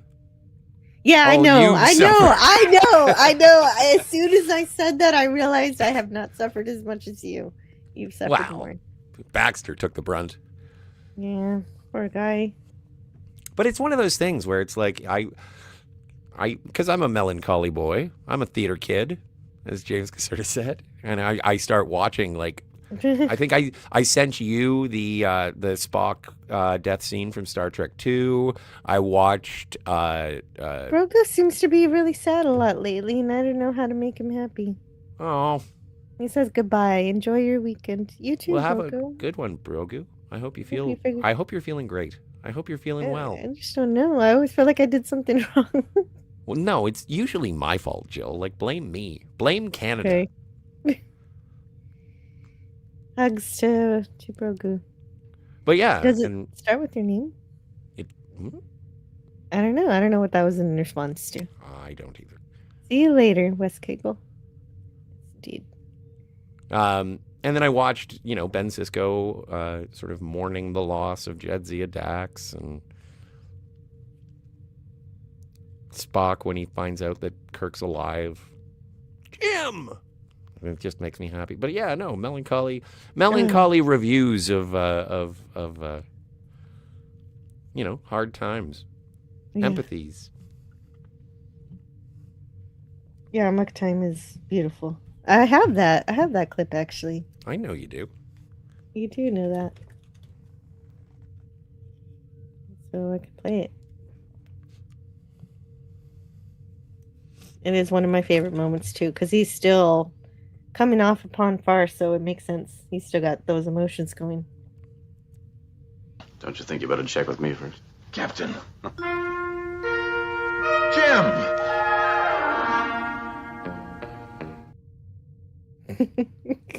See, that's something that I forgot about when we were reviewing Into Darkness, is that Captain Kirk has died before in the original series, quote unquote. Yeah, well, he wasn't dead, but he appeared to be dead to Spock, yes. That would have been so cool if they had sort of recreated that moment instead of just constantly ripping off Rathacon. Yeah, no, that was their problem. Whenever they said we want a villain for Kirk, and they decided it had to be Khan, that's when they failed. I think that movie loses a lot of respect just because of at the time of its release, it lied to us by saying it was John Harrison. Yeah, because they wanted to make it a mystery, but you can't make it a mystery when everybody already knows. Yeah. And they should have cast someone completely different. Sherlock should not have been. That's one of those things I would love to talk to Benedict Cumberbatch about. Like, and he would be so annoyed because I would just be like, yes, yes, yes. I know, you're very, very talented. Can we talk about Star Trek more? Well, I don't know if he's a fan. Well, he was in... Well, I guess it doesn't matter if you were in a Star Trek movie. It doesn't automatically make you a fan. Exactly. Terry Farrell is not a Star Trek fan. She's just a really great actress. Oh, she is. She's awesome. I wonder... Oh, man. I wonder if there's a possibility for, like, Voyager cameos in Starfleet Academy. Like the Doctor... Well, they're all dead. Well, yeah, but there's holodecks. Oh, yeah, I guess they can bring up recreations of characters if they wanted to show up. Oh, yeah, That's what they did. That's what they did in Prodigy. Yeah, but it's easier to do in Prodigy because it was animated, so you didn't really have to, you don't have to de-age speaking anybody. of animated, that rock person from Prodigy shows up in the second episode. You're shitting me. No. It's just, they just pass through the hallway, though. They don't do anything. Oh, okay, so it's, yeah, all right. Remember Barry, yeah. All right, well, okay, super. Fabu, I suppose. So, I mean, you finally I thought I saw an exocomp in the first episode. Confirmed in the second, there's one that's bouncing around the room trying to find a seat, and everybody keeps moving around. It's supposed to be funny. I don't think that that's an exocomp. I think that that's... Oh, no, it is. In the second episode, for real? It absolutely is. It absolutely 100% is. They I even just give it remember a goofy name. Of course they do. But, like, I remember that short trek, that animated short trek called Ephraim and Dot. And it's like a drone kind of thing. And they use those drones in Discovery. But, I don't know. I kind of checked out on the artificial life when they started making them all slaves. Yeah, the robots are just ugly in Discovery, so I don't care about those guys. So, there's a weird thing with the holograms, too. I know you wanted to get off of Academy, but some things just come to me now and then. Sure. We have the Doctor, who's an extremely sophisticated, sapient hologram, and then they do have these slave holograms wandering around doing things and keeping kids from getting out of bounds because they're like, oh, you're out of bounds, and he uses he overloads a processor of one of them. So I guess even the robots are incompetent. Yes. Yes, hey, yes, I sorry to say about the that. swear, but gee. Can we please just get some people who know what they're doing in this school? No, the future's effed. Oh yeah. Shatner's rock monster. Yeah, no, that we have finally get Shatner's rock monster in Galaxy Quest. That's one of my favorites. Well, and it's great. Yeah, hopefully something other than Doomsday will come out this year that captures your imagination. And that's in December, so that's a long wait. No, I got to find out when it's playing, but there is one that's coming out shortly, directed by the same guy who made Pirates of the Caribbean and The Lone Ranger, called Have Fun, Good Luck, Don't Die. And it's about a time traveler who comes back after an AI apocalypse and tries to recruit a team of people to avoid said apocalypse. And that apparently is just an off-the-hook, amazing, fun time. And that was just made just last year. Yeah. Okay. Interesting. but it's going to be released. I'm checking. Next month on I thought it was February 13th. February 13th. Well, looks like that I have plans for Valentine's Day now. Yeah, apparently. I guess this looks interesting. There's pig masks. Well, that's all it takes. Oh man, that'll do. That'll do, pig. That'll do. But yeah, no, I went through a couple, and they're not popping off my noggin. Uh-oh. My StreamYard Chrome browser says it's not responding, so if I disappear, don't panic. Don't nobody go nowhere. And Donnie says, as far as the new movies, I'm more hyped about the Super Mario Galaxy movie, Camp Rock 3. Yes, the latter is airing and streaming across Disney Channel and Disney Plus. I'm definitely watching the Super Mario Galaxy movie. Something cool to take my kids to. I still haven't seen the first one. Yeah, well, then I guess you just don't really care about Rainbow Road. Yeah, that sounds like me. Okay, then you're good. You don't have to see it, but it's cute. It's the only thing that makes me mad is Seth Rogen, and everything else is perfect. Well, I don't know. I'm kind of... If you want to jump behind the scenes and stuff, it's like... I know that Seth Rogen is a bit of a tool, and he has some grudge against Santa Claus and Christmas. But he does. Of course he does. He just doesn't like to make... Yeah, he doesn't like to make children happy. He does. Yeah, no, that's true. There are interviews you want me about to be him. in your stupid cartoon? I'm gonna use my regular voice. No, he doesn't even try to sound like Donkey Kong. It's just him. I don't even know what Donkey Kong sounds like. I thought he sounded like... No. It would be deep. You're thinking of Diddy Kong. That's the young one. Well, small one. I've never been much of a Donkey Kong fan, so you can't betray the character if I don't care. It's a gorilla. So a deeper I thought it was a donkey.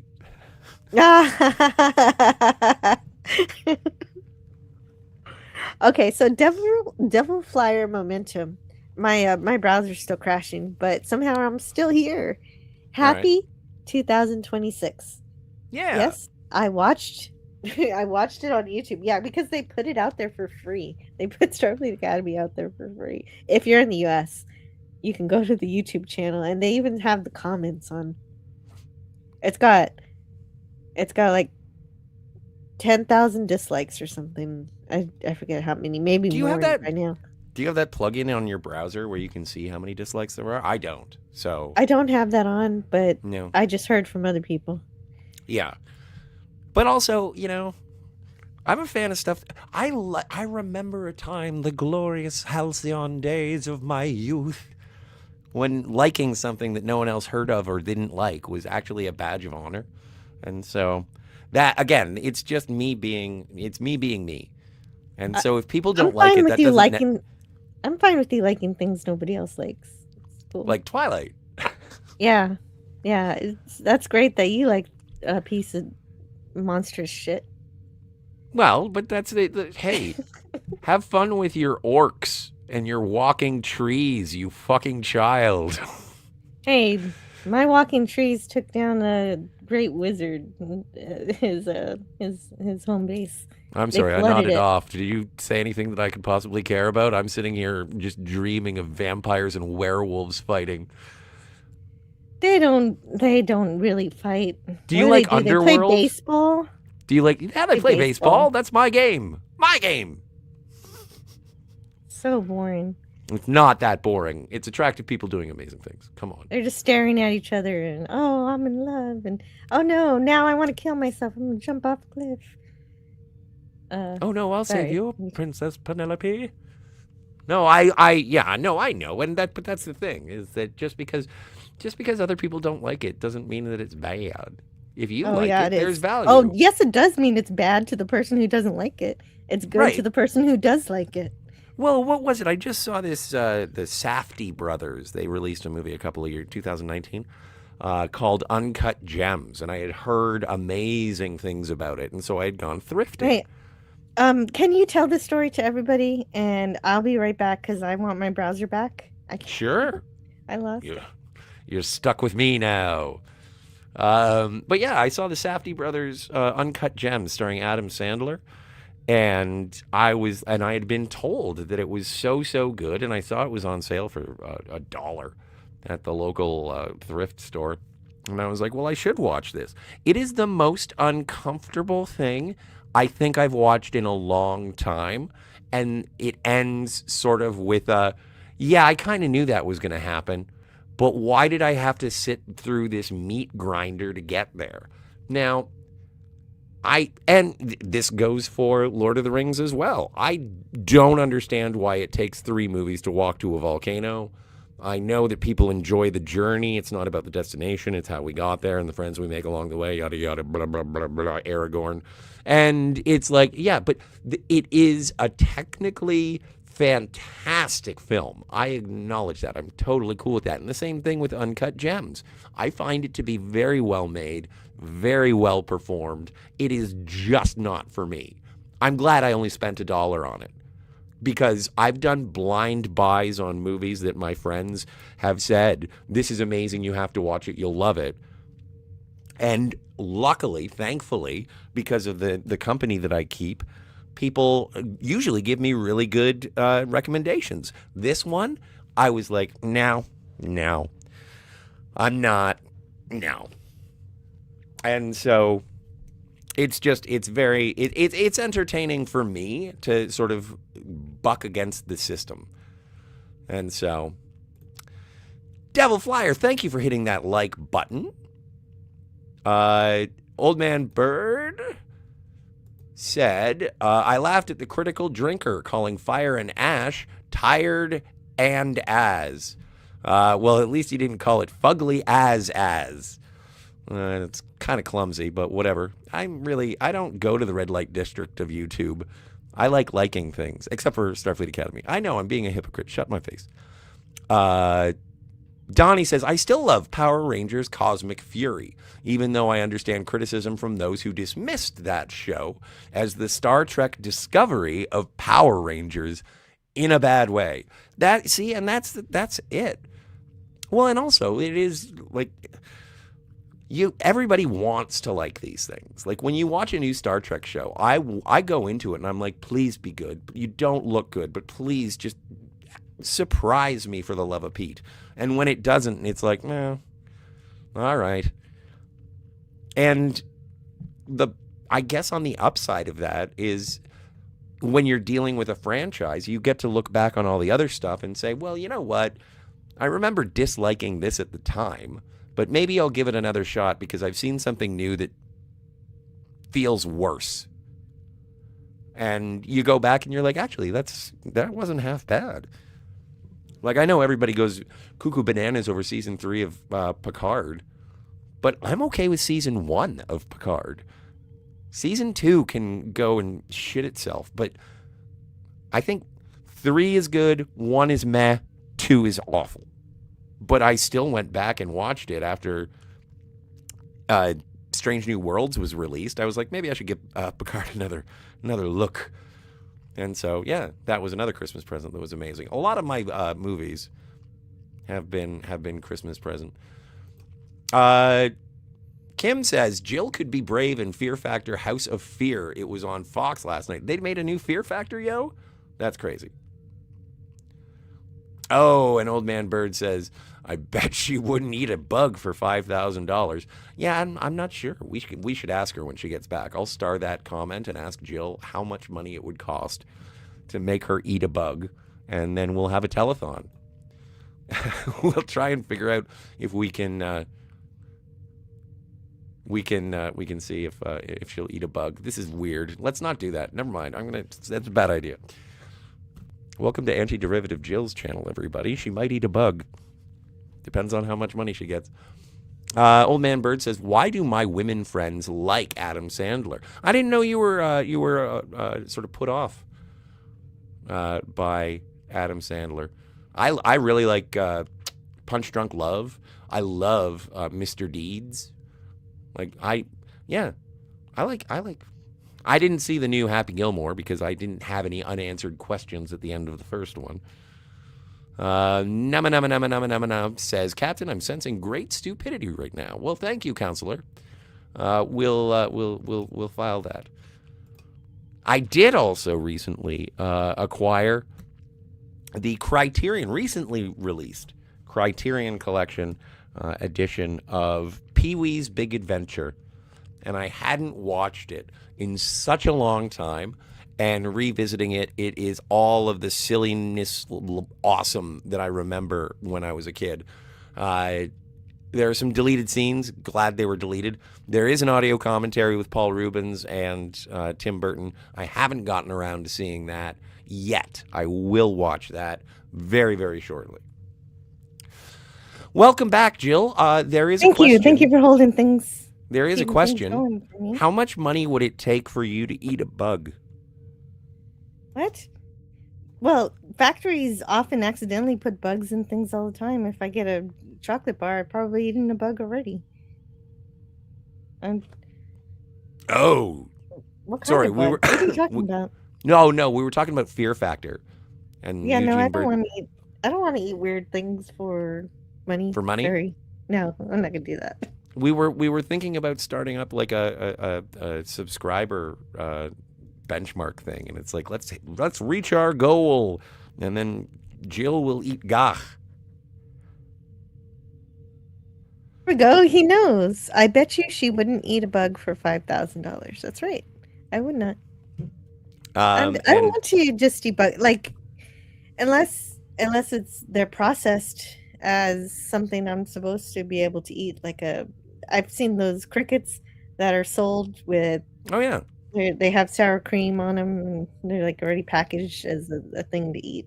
Like chocolate covered grasshoppers. Mm-hmm.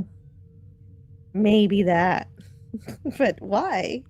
Where did that come from? Oh, because they were talking. Somebody was. I think it was. I forget who. I think it was Kim. Said something about Fear Factor, and I wasn't familiar with that they had brought back. Oh, Fear look Factor. what I found. Oh, what's Let's do it! Let's fall in love! All right, the chat is turning on me ever since you stepped away from the bridge, so I'm going to go and huff some death, and I'll be back in a sec. I'll reread everything you read and see what happened. Yeah, they'll like you better. Everything went downhill ever since Wes Cagle left. No, I'm just kidding. Actually, I miss Wes. Brogu too. Brogu. Anytime someone leaves. Well, I'm glad. Hopefully their weekends go great. Yes, they will. And no, I've never seen even one Camp Rock, but I do want to see the new Mario. So I do remember that. And right, and you know what? Let's end this poll. I don't want to talk about Starfleet Academy anymore unless anybody in the chat brings it up. But first, I got to bring up the chat again because I killed everything so I could restart it. I restarted my browser and all of that, and so we've got to restart here. And so I'm going to pop out the chat. And in order to do that, I got to do this. And I'm going to end the poll. So, end the poll. And so we've got winning. I think no one never wins because, okay. So actually, let's add it up. No one never. No, I didn't watch Starfleet Academy, and I'm never gonna watch it. Has 29 and 30%, so 59%, and then yes or I'll watch it later has 28 and 13, so that's only 41. So no one never wins. It's actually closer. The divide is actually closer than I thought. I thought we would have nobody saying that they're going to watch it later. So that was surprising. But you don't have to. You can always just watch. I know some people want to see it for themselves, but man, once I did, I regretted it. I do not recommend. I cannot. I like to recommend stuff on this channel, but I cannot recommend that. And I'm glad we're done with it. Old Man Bert asks, why do my women friends like Adam Sandler? I bet you Scotty answered that question already. I don't know. He's okay. I'm not thrilled one way or the other. They think he's hot, really? I don't know. I don't know why. Jill, I'm considering remaining neutral on SFA until season 1 finale, since I get what haters and lovers have been saying on that show. It does feel more like a standalone sci-fi than a Star Trek show in both positive and negative ways. I've yet to see the positive, but Donnie, if there is a positive, I know you're going to find it. And I agree with Scotty about the Picard show, says Donnie. Oh yeah, I know. You guys both like it. Yeah. No, I can't say I like any of it. Although I do try, I will watch. They put Star Trek on the label. I'll give it a try, but so far it has not worked out. And I'm hoping Secret Hideout sees that the dismal failure of this and does not ask Secret Hideout to make any other Star Trek ever again. And then I'll be so happy. And, oh wow. Donnie doesn't like season 3 that much. That's pretty interesting. I didn't really watch season 3. Tony says, what would you all like to see on the growing list of entertainment acts? So what would you guys like to see Tony do? If I did do some Trek stuff, I could definitely use stock footage of the animated series for visuals of the voice work. Oh, yeah, there's some beautiful artwork in the animated series you could definitely use. Gorgeous paintings. There's some animated series backgrounds I would hang on my wall because the art is that good. I know a lot of people make fun of the animation style because it's a little janky sometimes, but the paintings are just gorgeous. Also, my good friends at Trek Yards agree on how bad season 2 of Picard was. Yeah, well, it's all bad. But Centaur Ranger Johnny says, have faith in what you adore best. That's true. And so far, I really like Fallout. I know there's some canonical problems when aligning it with the actual games and everything, but I don't think the TV show has to be the games. They're different. They're different mediums, and I can enjoy them separately. So there's something I do like, although I am, because of watching this crap, I'm actually 2 episodes behind on the TV show that I actually like. So you're right, Donnie, I need to go watch Fallout. So I will have faith in what I adore best. That is good advice. Wonder what's going on now. Is there anything you guys have been watching that you want to talk about, or anything in the news that interests you? Well, apparently they announced the transitionary state of Star Wars. I think Dave Filoni and some other chuckle monkey. Right. They're passing over the reins of the kingdom. Yeah. And I heard a very interesting thing, because I am a Kathleen Kennedy defender because of her body of work. And so I thought you were just going to stop at body. That's true too.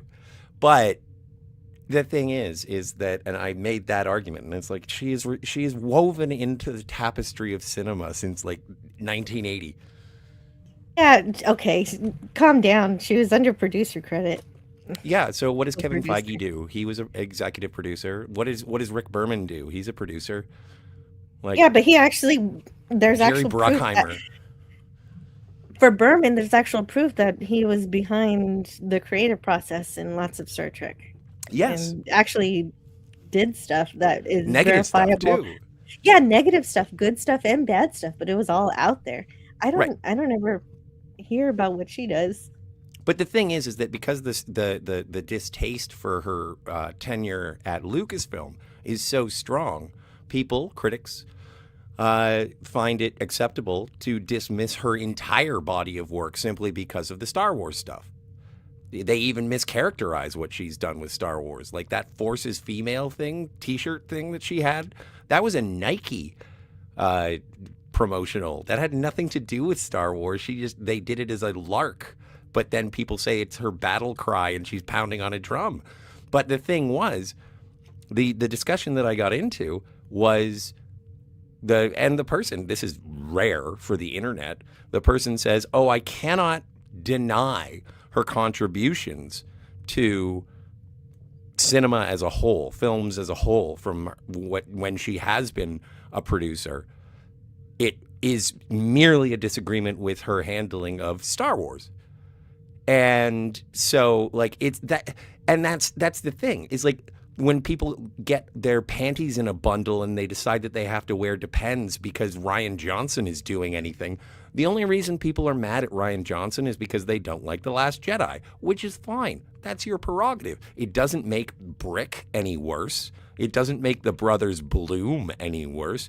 I have distaste for Looper, but I'm not angry at Rian Johnson. Like, the Knives Out movies are great. And anybody who's going to sit there and jump up and down and chimp out about the Knives Out movies, it's because it's like yelling at an ex-girlfriend who wronged you. And it's like, it's been 10 years since The Last Jedi. Calm down, children. Just let it go. If you don't like it, let it go. But no, you got to hold a grudge like you're some kind of...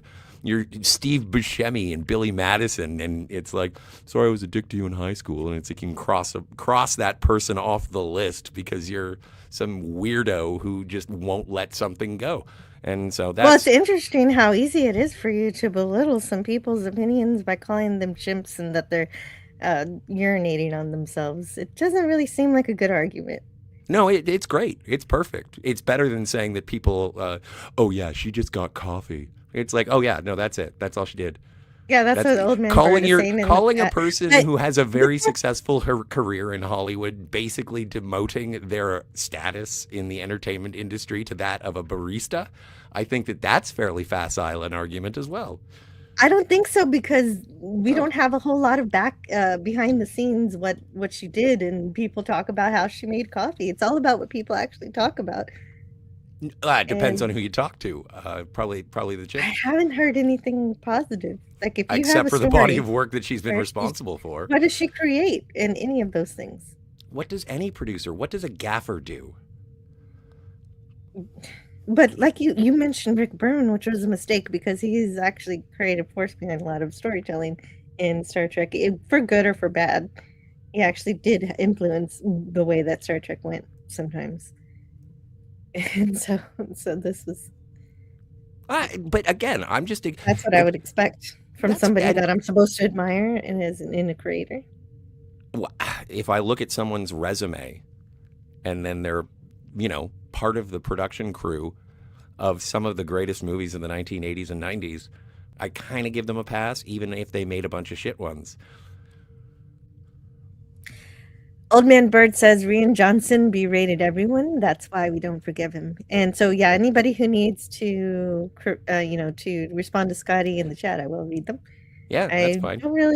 I'm anybody who likes Star Trek Picard season 3 is a shit-eating cuck, and so that's been hurled. That's not the quote. Anybody who shills for Star Trek Picard season 3. But what is a shill? I'm not getting paid for it, so I'm not a shill. Yeah, I'm an admirer. Exactly. So the insult was not for you. So who specifically? Who are the shills? Like, again, that's all those people who probably the people who got paid to watch it. They got liquored up and they might have gotten some rose-colored glasses, saying, "Oh, look, here's our." We love the TNG crew, and suddenly this is good because they're all there. And it was not that good. But I guess if they really did like it, if it was their honest opinion, then they're not a shill. So it is a balance. James if they Caserta. didn't like it. So a show would be someone who didn't really like it, but they're pretending to do it for money. So Right. That's fine as long as there are receipts to see it, because like I know a bunch of people who have advocated for things that I thought were absolute garbage, and then they got super chats and tips and subscriptions and whatever. And it's like, okay, so you're a shill or are a grifter? What's the difference between a grifter and a shill? And this is an important message from Nim Nim Nim. Why does NuTrek need 20 plus producers? Example, That is funny. Starfleet Academy has 21 producers. Yeah, that always happens. Yeah. Ever since Discovery, they always have 20 producers. What does any producer do nowadays other than collect money for their producer credit? And always the one that's the most insulting is seeing Rod Roddenberry there. Yeah. But so let's I'm sorry. I've been under a dark cloud. I apologize. Maybe my mood Yeah, I know. But I you feel like recently we're fighting. you recently got something that was awesome. You and I both got something that was awesome but different. You just got the Nichelle Nichols autobiography. Oh yes, it's beautiful. And so it's her autobiography. Yes, she wrote it. It's called Beyond Uhura, and I've only read the prologue so far, but you can really tell how much she cared about Gene Roddenberry and how much she really understood Star Trek. And of course, the story everybody knows about why she stayed through Martin Luther King. Also, his day is on Monday, but I'm going to read this book, and we're going to talk about her last Friday of the month. So that is going to be some good Star Trek to talk about. Yeah, and we'll talk about our favorite episodes of her and her moments. Well, obviously, celebration. I can't wait to hear what she has to say about the fan dance. Well, I prefer Mr. Adventure. Yeah, no, that's a great. Oh yes, that's amazing. But it is something to celebrate, and I know that I'm a person who is at the front of the line of talking about the weird stuff about Gene Roddenberry, but I kind of do it with tongue firmly in cheek, because I do admire what he was responsible for in terms of his creations and his writing and his ability to manage. So Gene Roddenberry, again, another guy who is a producer and a writer, and that he's had some bad stuff and he's had some great stuff. And it's important to remember it's all these people telling these stories about him.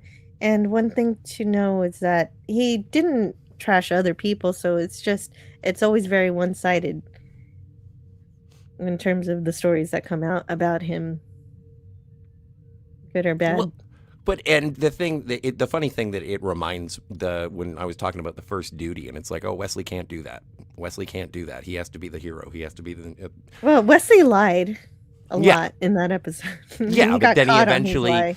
That's the thing, is that, and with that episode, it's like lying, and it's like, so are you going to tell the truth? And it's like, I guess. And it's like, so that just wipes away the rest of the lies. Okay, but the same thing happened with Gene when they were doing Star Trek 6. And they were like, okay, so Savik's going to be back, and Savik's going to betray the crew. And Gene Roddenberry was like, you cannot.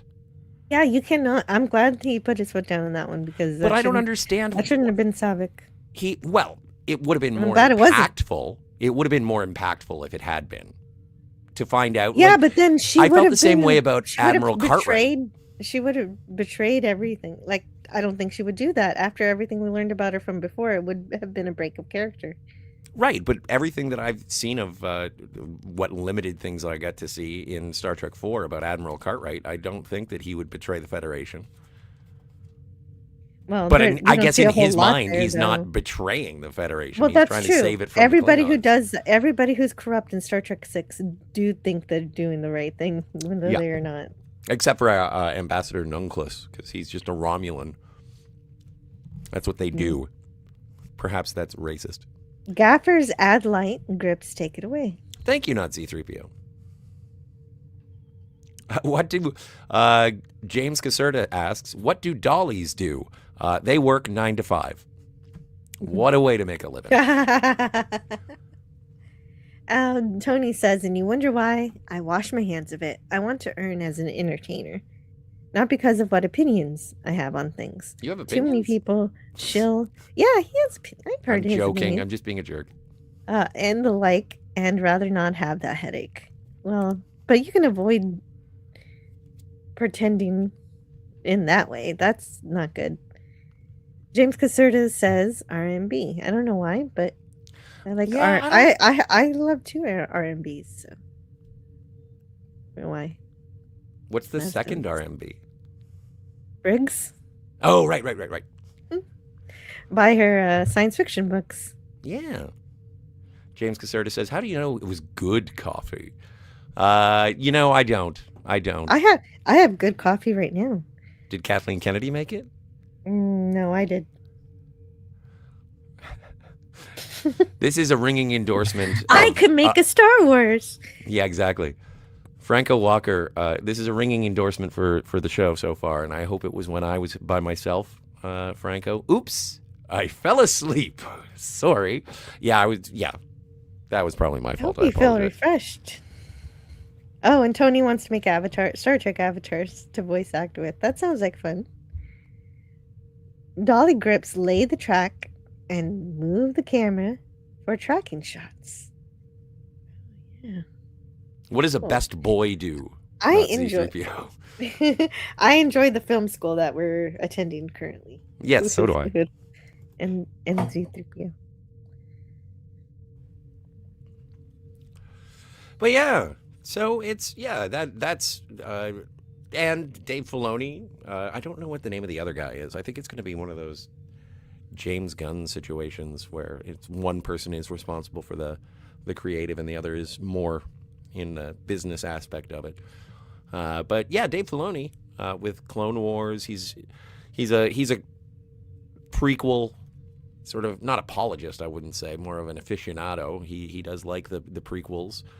And he has added a lot to the Star Wars mythology, so I look forward to that, although everybody is going to have an opinion at whatever Star... Like, I don't give a good gold darn about this Grogu movie. If there's a Grogu movie, I'd pay to see it.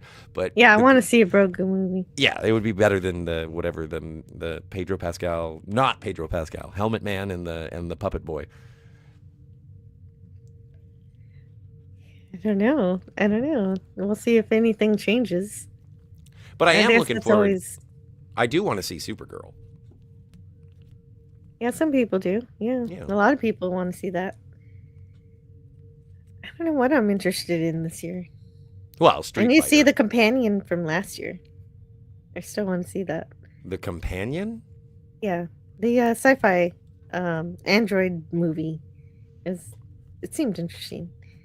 But I don't know anything new from this year that I want to see in any great respects. Like, oh, it's Supergirl. I kind of have to see it, but I don't know. Oh, I'm and not there's a new Spider-Man excited. too. So we'll see. Spider-Man? We'll see. It's going to be an interesting year. Same Spider-Man from before. Yeah, it's still Tom Holland. Alright. But we'll see. We'll see how it goes. Apparently, the Hulk and the Punisher are going to be in it as well, which is kind of neat. Gavin Blackburn says, I like it when Grogu falls or jumps, and they quite clearly just throw the puppet. That's awesome. That sounds like fun. Oh, that's practical effects? So you're saying I could make a Star Wars movie if I go to the Walmart and pick up the child? Yeah, as long as it's a puppet. Yeah, yes. And Well, I've told this it's story not like before. it's not like it talks anyway, so It's a tickle me Grogu. Mhm. You need a degree in gripology, says James. What, to be a best boy? Sounds dirty. I don't know. I don't know what we're talking about I'm anymore. being, in the immortal words of Terry Farrell, because you're making it dirty. Mm-hmm. I mean, you're good at that sometimes. But yeah, I'd have to go What else through is the going list. on besides Star Wars, and Star Trek? I think Well, we I'm covered the big planning. ones. I'm planning a vacation to Venezuela. Oh, really? No? Oh, that would be so cool. But isn't Gorilla's Random Thoughts on a vacation? He's on a cruise to Oh, the wow. Caribbean. Yeah. I've never been on a cruise. Have you ever been on a cruise? No, I've never cruised. Okay, that's a different use of that word. No, I know. I've cruised in a car, but I've never been on a cruise on a ship. I don't know. I hear that it's very easy to get illnesses that way. Foodborne illnesses, because you're packed together like a petri dish. So you just have to forget that and try to have fun. I don't know. My folks have been on a couple of cruises, and they came back still fit as a fiddle. Oh, good. Mm-hmm. Yeah. They have Star Trek cruises, but I'm not interested in them because William Shatner doesn't go on them anymore. So what's the point? Well, and I've heard of a lot of people who have gone to the sort of the Q&A Wrath of Khan screenings that he does around the United States, and I know he's going over to UK in a little bit, and he might do that there. So if you're in the United Kingdom, you might be able to catch some Shatner watching Star Trek 2, but no Canada dates. Like I keep looking to see if he ever does it in Canada. And no dice. He's going to be at a convention in San Antonio, Texas, at some point this summer. Oh, wow! So I might try to go there. Not far. Oh, I can't even. Like he is getting a potato chip. Yes, not a Dorito. He should have a Dorito. I don't know. Whatever goes good with movie. eggs. What? What goes good with eggs? I think. When I was a real little kid, I liked to eat hard-boiled eggs with Doritos. That is one of the weirdest things I've ever heard. I was a little kid. I don't know. I had weird combinations. Yeah. I guess when I was a kid, I used to have mayonnaise sandwiches, and it was literally just white bread and mayonnaise. Like what can a kid cook? It's like boil an egg and, oh yeah, here's some Doritos. So yeah, I'm not 100% sure what's coming up. Is there anything that my darkened, I've been trying charred to soul look, but really cares about? That's a good question. It is. It's kind of a sad question, though. If I actually have to identify. Oh, right, The Bride is coming out. The Jesse Buckley, Christian Bale Frankenstein movie. I'm looking forward to that, just because I really like Jesse Buckley. Mm-hmm. Oh, did you ever watch? Was born. That was magic. Friendship is a magic thing. It is. What was the question you were going to ask? I was going to ask you if you ever, well, yeah. Oh, here's one for you. The Lord of the Rings is coming back to movie theaters, the extended editions. Yeah, I'm going next weekend. Are you going to see all 3 in a row? Yeah, there's Friday, Saturday, Sunday. Yeah, I'm going to do it. Oh, so you're gonna watch them subsequent nights. You're not gonna sit there for it's not. They don't 12 have. hours. Yeah, they're not. Yeah, they don't have it at 12 hours. Although I would do that, but no, it's each night. Yeah, but that's kind of like. And I'm sure that there will be some places that do it, and I don't know to what capacity. But when like Avengers Doomsday comes out, there'll probably be places that have Avengers: Age of Ultron, Infinity War, and Endgame to lead into Doomsday. But I would never be able to do that kind of a marathon. Mm-hmm. Yeah, I guess so. I wonder if they'll do that with Dune. Maybe. Possible. Wow. Well, I did do the back-to-back on Dune and Dune 2 Electric Boogaloo. But and that was great. Though. Well, no, it's basically 6 hours, 5.5 hours. It's fine. But I recently went and saw Kill Bill, The Whole Bloody Affair, and that was 4.5 hours, and that was great. So best boy grip is the key grips. assistant. Oh, there's the okay. answer. Thank you. That's awesome. And yes, I'm trying to look for new things, but I don't really see anything. But yeah, Nothing's that's going on. The Odyssey, the new Christopher Nolan. I'm looking forward to that. That looks great. I'm kind of looking forward to that too.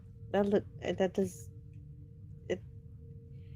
I did hear some people are complaining the outfits aren't accurate, but I still want to see it. As so it shall ever be.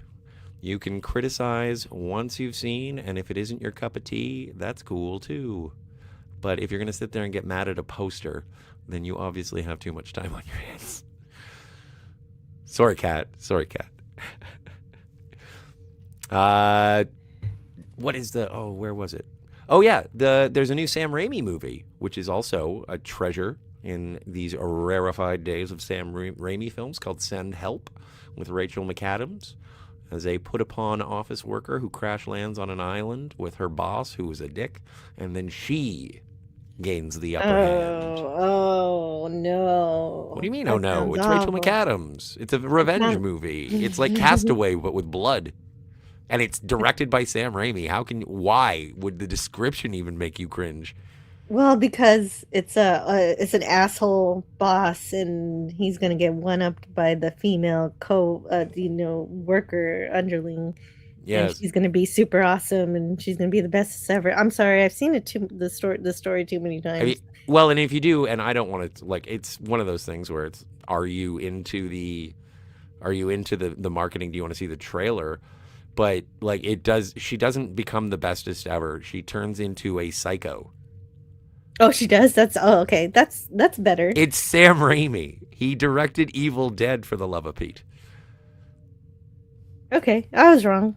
I didn't know too much about this movie until you explained that last bit. Yeah, no, it looks like she's on the island. There's a movie from ages ago called, what was it called? It was Frank Wally, Michelle Forbes, and Kevin Spacey, Swimming with Sharks.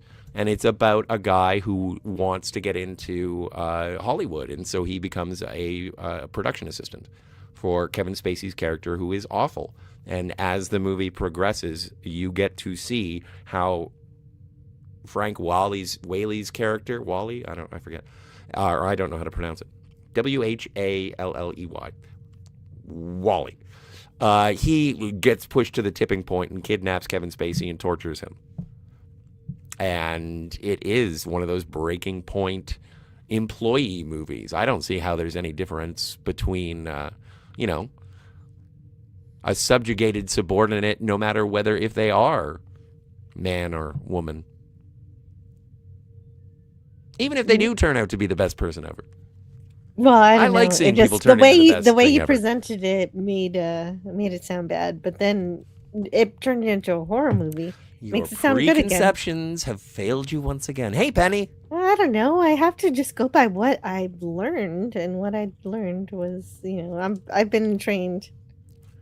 Penny says, Jill, Scotty, driving home from the grocery store, buy the actual movies themselves. Drive safe. Not by anybody else's opinions. Just I know. movies. I don't want to get... Again, I'm trying to veer out of... We started with Starfleet Academy, and now everything is like a thistle. Yeah. Oh my God. Well, and George R. Martin is still pretending that he's going to finish his books. Apparently, that's what's in the news. There's nothing in the news. Oh, see, this is also why I'm disappointed by hate watching. I'm lucky that I'm a very lazy individual with not much of a social interaction except for the internet. Have you watched the new episode of Fallout? I'm 2 episodes behind. I was telling everybody that I am behind on watching the show I actually like because I had to watch a show I don't like. Yeah. But I'm not just hate watching it for its own sake. It's because I love Star Trek. And if you're going to do something to my Star Trek, I want to talk about it. Well, but that is a tradition that I've held for a long time, is that every time there is a new Star Trek show and it's on broadcast television, I will watch the premiere. And I think yesterday was the first time that I broke that tradition. because I just couldn't get through it.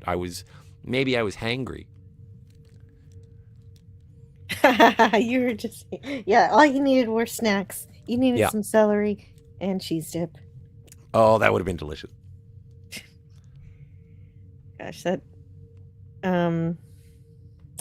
well, speaking of other things I'm going to watch that may or may not be good, I am going to be reviewing actual real reviews. I'm going to review the first 2 seasons of the new Harry Potter series when it comes out, because I love Harry Potter and I want to see what's going on with it.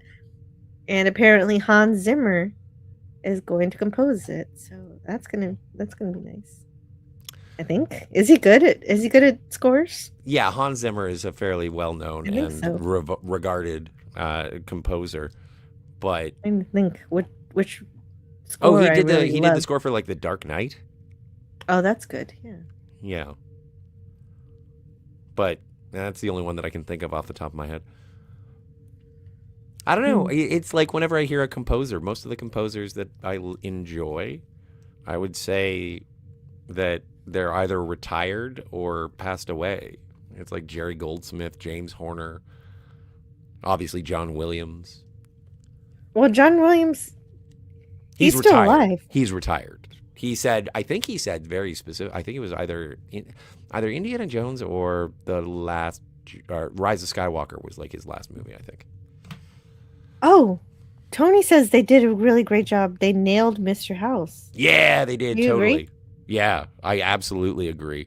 There have been people, again, internet people, who have been like, oh, Mr. House was always cold and calculating and he was never so emotional. And it's like, and then that is immediately followed up by like, I have been searching for the platinum chip for 200 years. And he goes all absolutely bug-nuts villain. It's awesome.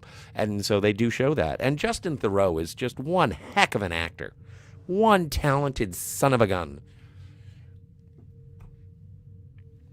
Good. That's good. Yeah, I can't wait to see those. I'll watch those this weekend sometime. Yeah, it's crazy. It's really, really good. Penny says, my son, known as the Dork Knight, likes Starfleet Academy. Well, somebody has to. But that's... I guess.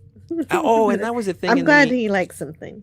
That was also something that came up in the Red Letter Media conversation about Deep Space Nine, is that apparently younger people are turning away from NuTrek and going to the older stuff and being like, hey, this is pretty all right. And Good. Which I like to feel vindicated for, because, again, I'm glad that Mike is around to tell me what I'm supposed to like. But but the fact is that, or my opinion is, it's not a fact. My opinion is that even if this stuff comes out, even if NuTrek comes out, Starfleet Academy can suck my balls. But if it puts people in an idea to go and see the First Duty, Lower Decks, Coming of Age, the Valiant, like, and everybody, when he says Lower Decks, he means the TNG episode. Yeah, that specifically. Season 7. Yeah. I understand that, my affection for the animated Lower Decks is kind of like, I like, family circus. Coloring books? Oh. Hey, lots of people like coloring books. House is cold and calculating all the way until he doesn't get his way. Exactly. And in that particular scene, there are variables that he does not know, and so he's not getting his way. I agree with you 1,000%, even though 100 is all that's possible. Old Man Bird says, people are already making fun of the new Hagrid. Less presence than the movie actor. Yeah, I like Nick Frost. I don't know. It's hard to judge at this point because all you do is see stills, and sometimes an actor in motion plays it off a lot better than just a picture. I don't really know. Yeah. I can't say. I can't say yet. He definitely will probably not stand up to what we get from the movies, but I have to remember this is a different adaptation. Well, and that's, there isn't a poll long enough for me to not touch the new Harry Potter stories with, because I like the movies and I've had enough. I'm good. I'm happy with that. I don't need more. I'm not going to read the books. I don't want to watch the show. But it's also, I think that the only thing selling the new Harry Potter show is will it have more time to be more faithful to the books? Will it be an actually fully fleshed adaptation? Like, is this going to be your Tom Bombadil moment where it's like, oh, I always wanted to see that, and they finally put it on screen? And that's the question of it. And I don't think the casting is like, hopefully the performances are great, but I don't think. Well, first of all, that's Tom the Bombadil's call. Lord of the Rings, but you mean No, I know, like but I'm the just poltergeist. So they have a poltergeist around the school, and maybe they'll have him right around this time. Yeah. What was his name? Peeves. Peeves was his name. And Penny says, I noticed some Prodigy elements in Starfleet Academy. Yeah, right. When Sam talks to the Doctor and says, oh, you were a mentor to the Voyager, and then also the USS whatever. And I was like, what's the USS whatever? What's this? Oh, it's the Prodigy ship, and it's the kids. And I didn't realize the Doctor was in those episodes. I thought he only showed up in... Was he there? I don't know. I didn't watch all of Prodigy. But they also have the rock creature walking around. But I mentioned that one earlier. Yeah. It's so funny that we're okay with the Thing from the Fantastic Four, but we hate the rock the rock person. I never said I hated the rock person from Prodigy. I hate never the really rock watched... person. They had a way better silicone-based life form in the Horta. Oh, yeah. The Horta is always going to be the best silicone-based life form. Make me a show about the Horta. The Horta should be an engineering crew member. Mm-hmm. They got it right with the Orville. Their Horta was a changeling. See, that's also funny. Oh, I'm sorry. Bombadilio. Bombadilio. Yeah, you still remember Scotty's made-up word. I have to take a nap. Brekkie time now. Well, enjoy, sir. Enjoy. Yum. But yeah, no, this is so funny. This is interesting. When Canadian Spider-Man says, we like Korg too. Korg is the rock man from Thor Ragnarok, which is great, or I like it. But the thing is that with Taika Waititi, people kind of pick and choose what they like, but there's also a group of people that just loathe Taika Waititi on the whole now because of Love and Thunder and that press tour where he was kind of dismissive and saying, I don't care what you think about Thor, but I still love Jojo Rabbit. Like, I still like Thor Ragnarok, even though, as far as I'm concerned, Thor Love and Thunder was a spit in the face to anybody who has ever had any sort of liking of Thor. It was stupid. But, you know, well, the world don't move to the beat of just one drum. Mm-hmm. I'm still trying to see if there's anything else whatsoever going on.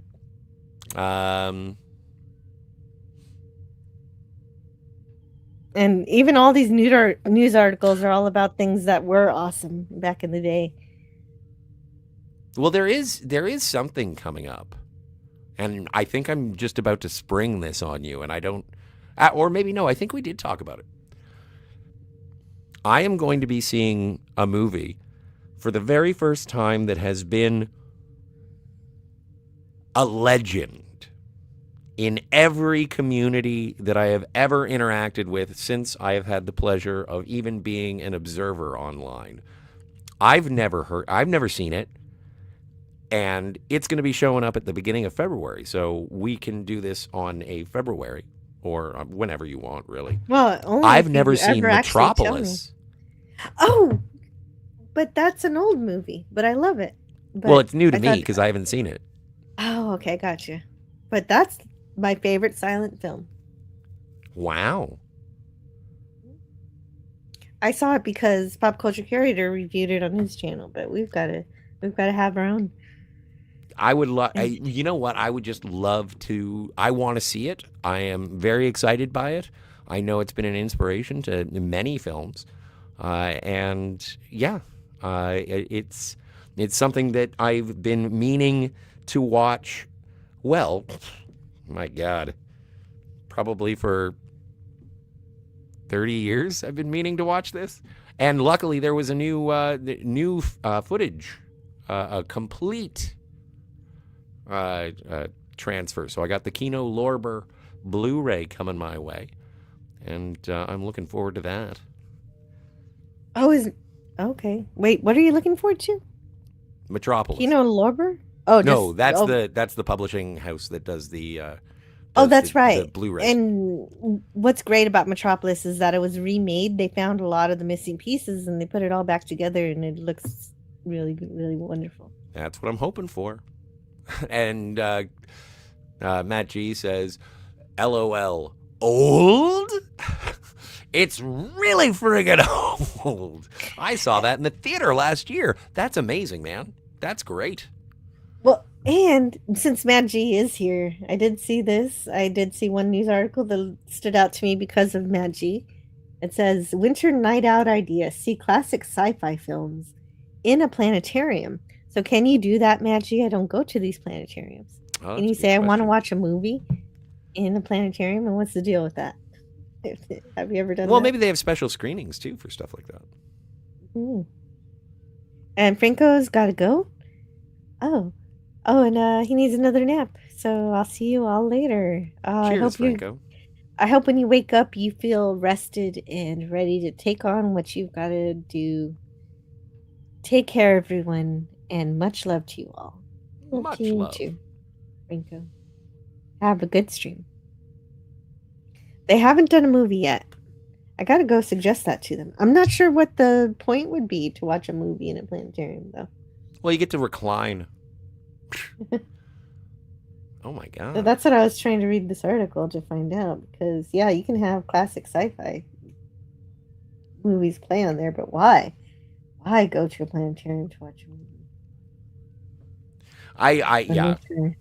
I'm not sure. I don't know. It's the reclining, and then it's like that huge, that dome. I guess you could see stars while you're watching a movie. Well, no, it's not a window. It's a projector. No. That's what I'm. It's a projector that shows the stars. Right, so but maybe I could project watch a movie on Clerks. top of this. Yeah, on top of a star field or planets, shooting stars and meteors all over the place. I think it's an either-or situation. You don't have to like. No, All no, why? No, that would be ridiculous. There Okay. would be 0 point to just watch a movie at a planetarium if you didn't also get to see the stars. Well, You no, have but to it's like. see. All right. You have to have both. Okay. You're the doc. Yeah, I am. Oh yeah, no. Eugene Bird gets it. To make out. That is why you watch the movie in the reclining chairs at a planetarium. It's for the making out. Oh, you figured it out. Wow, this was such a puzzle for me. You solved it that fast. Oh my god, I love it when you get sassy. I'll be back in a second. Small Time Republic says Metropolis is set in 2026, so it's the perfect time to watch it. Oh, yes. Absolutely. Oh, and there was this wonderful magazine I was reading when I went on Pop Culture Curator's channel to talk about Metropolis, because he's amazing and he knows all the production and all of the... He can just look at the movie and know how they made it. But for me, I was like, what can I bring to this that'll add? And so I found this old magazine that was made the same year the movie came out. And it was a really great companion to that. And yeah, definitely we're going to watch Metropolis sometime. Why not February? We'll see. I'll put it on my list. I do have a list. I do have a list of recommendations if you guys give me recommendations. And if it actually makes it to my list, it has a possibility of actually happening. So let me make sure that we've got Metropolis here somewhere. I do not. So let's add it. And now it's added.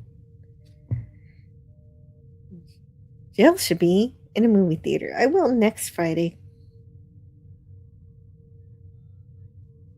Let's see. What else is going on in the world?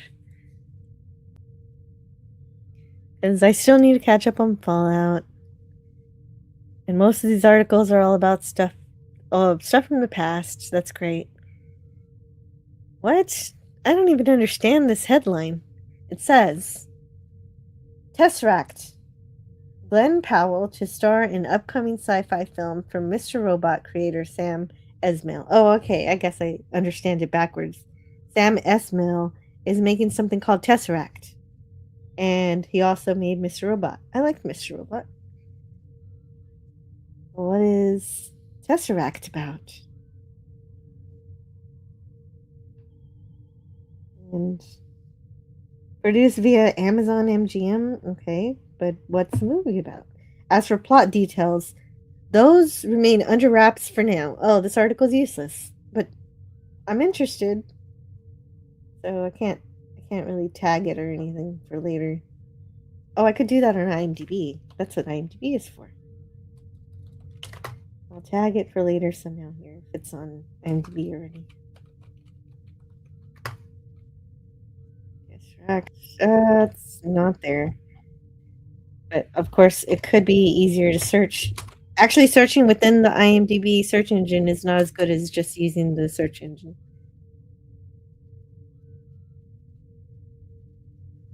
2026. And that'll be on Amazon, but when is it coming up?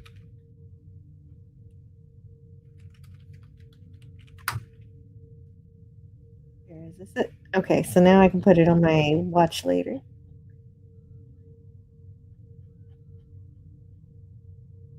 No, because this project is categorized as in development, the data is only available on IMDb Pro and subject to change.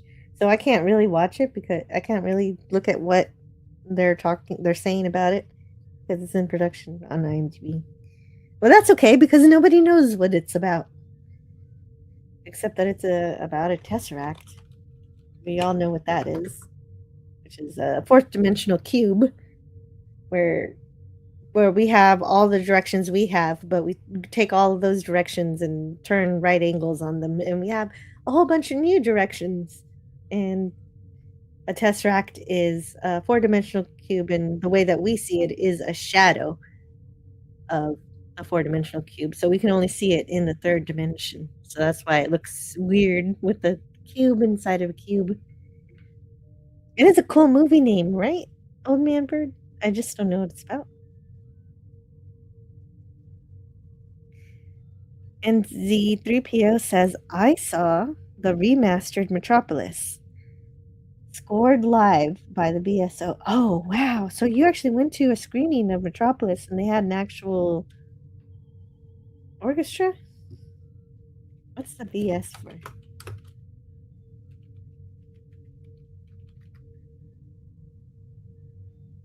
I guess it's a specific kind of symphony. Symphony orchestra. Which symphony orchestra?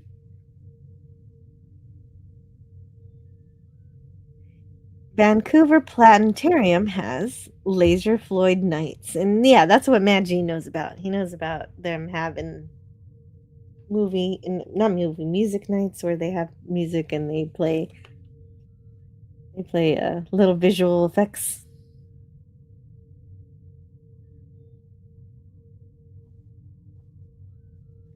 That's that article.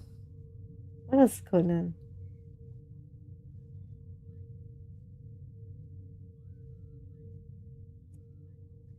Well, why would we be worried about that? Okay, let's try this one. It says Jenna Ortega and Glenn Powell's new 2026 sci-fi movie officially sets IMAX release date with massive box office competition. Oh, already. What is it about? The Great Beyond. And it's going to be alongside another big release, but it doesn't say what it is. Or it doesn't say what that big release is that's going to be set alongside.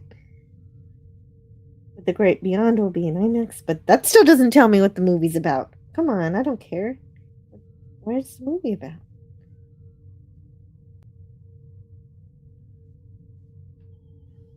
Nope. It didn't want to tell me what the movie's about. Why am I... Oh, alright. Do better, Internet.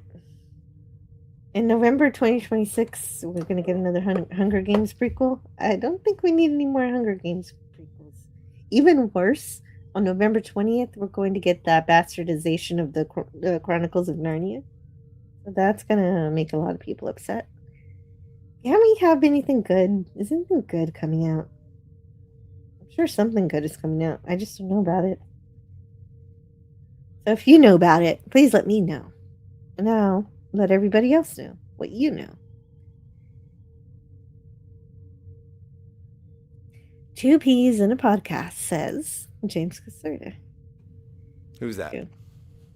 Us. Not James Caserta. I know who James Caserta is, but who are the two peas in a podcast? Probably us. Oh, Ray. That's great. And I was just trying to get anything interesting from these news articles, but nothing too much. Nothing much is coming out. A movie called Tesseract is coming out, but we have no idea what it's about. A movie called The Great Beyond is coming out, but they can't say what it's about. So movies are coming out, but we have no idea what they're about. Well, I said it before, but I miss promotion in the old days when people would. Oh, it's got everything. It's got explosions, action, music, crazy locations. I think that the longer that movies go on, we've kind of become. We always need like, what is more? What is next? What is more? You have to make it bigger, and so I do enjoy the quieter films that surprise you. They bowl you over. Daniel's Hot Topics. I'm not asking to know everything. I just want to know something. Yeah, I'd like something would be helpful. Yes. And Daniel. Old Man Bird. Oh yeah. Well, too bad he's not here to give us the news.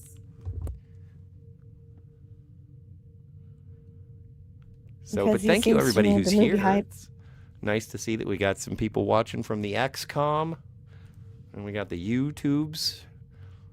Again, don't forget to like and subscribe. And we just. Or you just, because I didn't attend. People got a break from me on this last member stream on Tuesday. But yeah, if you consider becoming a member, those streams are available to you. And who knows, if you'd like to be on the panel, as long as you got a working microphone, you are tickety-boo. Yeah, and I allow a little more freedom in terms of the quality of the microphone if it's a member stream, because it's all about the members, and I can suffer a little bit for that as long as it's not echoing. There's no crazy echo or something. Right. That is insurmountable. James Caserta says, I entertain myself now. Yeah, no, I just imagine things. I don't want to imagine. You don't want to imagine? I love my imagination. It's awesome. I think your imagination doesn't always have to be shared. Oh, that's true. That's true. Because I'm the only one who really wants to see season 2 of She-Hulk, which is never happening. Yeah, but at least you got to see her on on Starfleet Academy. I wonder if she's going to come back. I doubt it, but I hope so. I think she's going to be like Winona Ryder in Star Trek 09. And it's like, oh, there's Winona Ryder, and she's gone. Yeah. Well, that's what she was here. I have a great idea. Wait, I have a great new microphone. Thanks to a wonderful friend. Thanks, Jean. Oh, wow. Good work, Jean. That's amazing. Yay. Did your other microphone get fried, or you just got a fancy present? Either way, it doesn't matter. I was just curious. Did you, because knowing Spidey, did he accidentally roast his other microphone? I don't catch all the live streams. It's possible. It could have fallen into a bonfire. Anna Nielsen in the chat, 1243, asks, what mics do you all recommend? I don't know if I'm such an audiophile that I'm qualified enough to say. Before I got this one, which is the Yeti Blue, which I've seen many videos about, because when I was looking for a microphone, and it is sort of ubiquitous with podcasters. You used to see them everywhere, although I think that they've sort of somewhat fallen out of favor. But that's what I've got right now. I like it, but mostly aesthetically. I like it too. I use it also, and I like it. But which one are all the big timers using now? It's a good question. I don't know. I don't know either. I guess that's what you want to ask. And then But the first one that I got, and you'll remember this back from, years ago. The Fifine, F-F-I-N-E. I got that microphone, and it was about $80, $100, and it worked. It worked like a charm for me for a long time. But then I found myself in possession of a Yeti, and again, I like it because it reminds me of. I feel like every time I broadcast, every time I go on the tubes that are you, I feel like I'm announcing the War of the Worlds. I feel like Orson Welles. It's great. Oh, you got to make some people panic. I usually do. Anna Nielsen says, you don't have to be qualified. I use this mic and it works great. It's good enough for me. Yeah. Yeah. Well, yeah, usually that's true. Well, so you're using a Yeti. Yes. Nice. So there you go. I guess we're both in we're not sponsored, but the ones that we have work. Sponsored, but I wouldn't say no if you guys want me to sell your microphones. I like them, and I think they're fun to use, and they're customizable. And you can. I could make weird sounds with this thing, but I don't do that. Who do you think you are, Tony Stark? Yeah, exactly. I could do that, but I don't. Any condenser mic would be nice. They come in all prices. That's true. That's true. So you could probably get a $40, $50 one, and it'd probably be okay.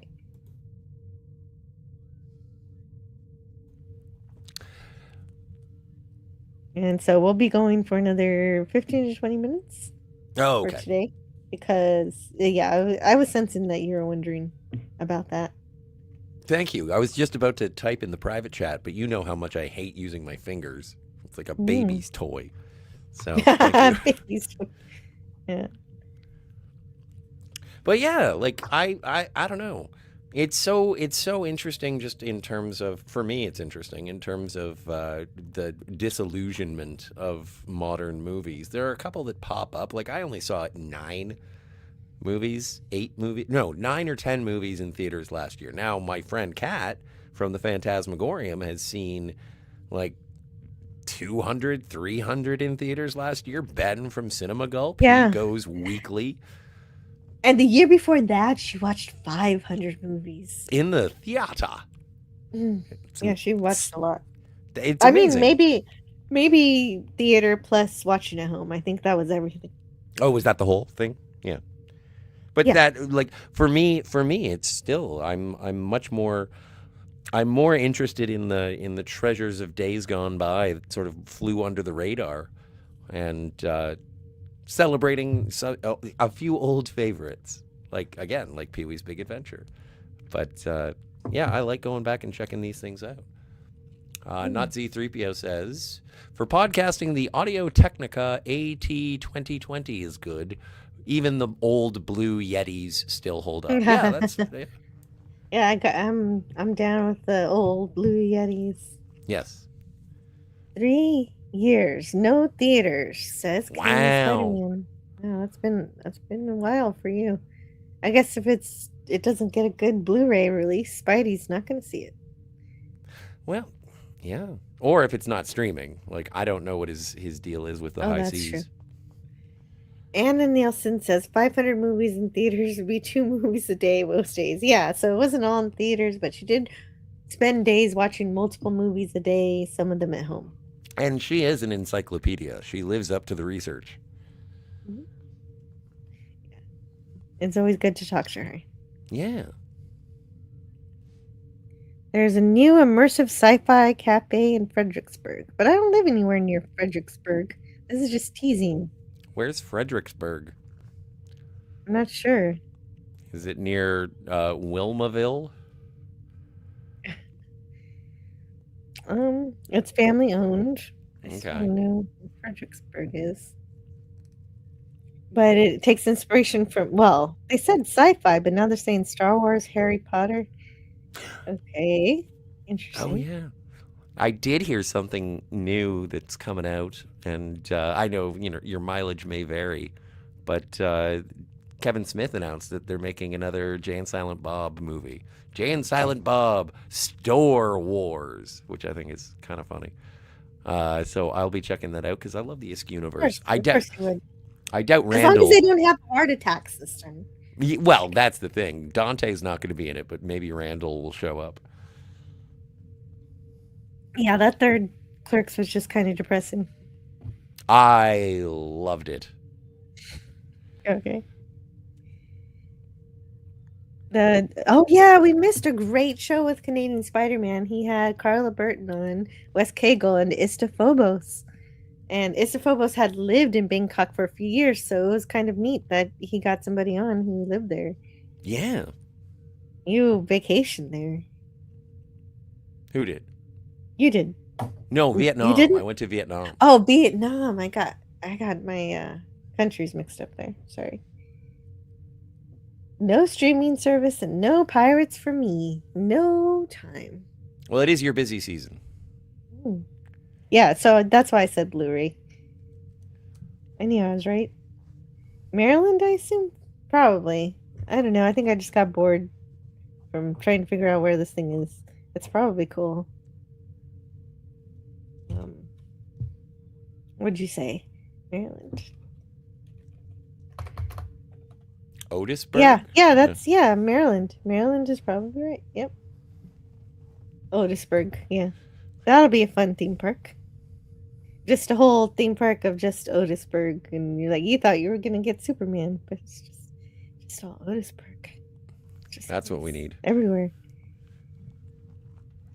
Oh, Fredericksburg is 1 hour northwest of Austin, Texas. There's a big mound called Enchanted Rock and a romantic honeymoon, like pedestrian Main Street with ice cream parlors, antique stores. I'm a thrifter, not an antiquer. Sometimes I go garage sailing. You can find great books that way. Yes. And Spidey says we went for 4 hours last night. Not nearly the hours you put in each week, though. Oh. I don't think we compare. I think that's rad. Having Istophobos and Carla and Wes Cagle and you. 4 hours? That would be an overwhelming amount of joy.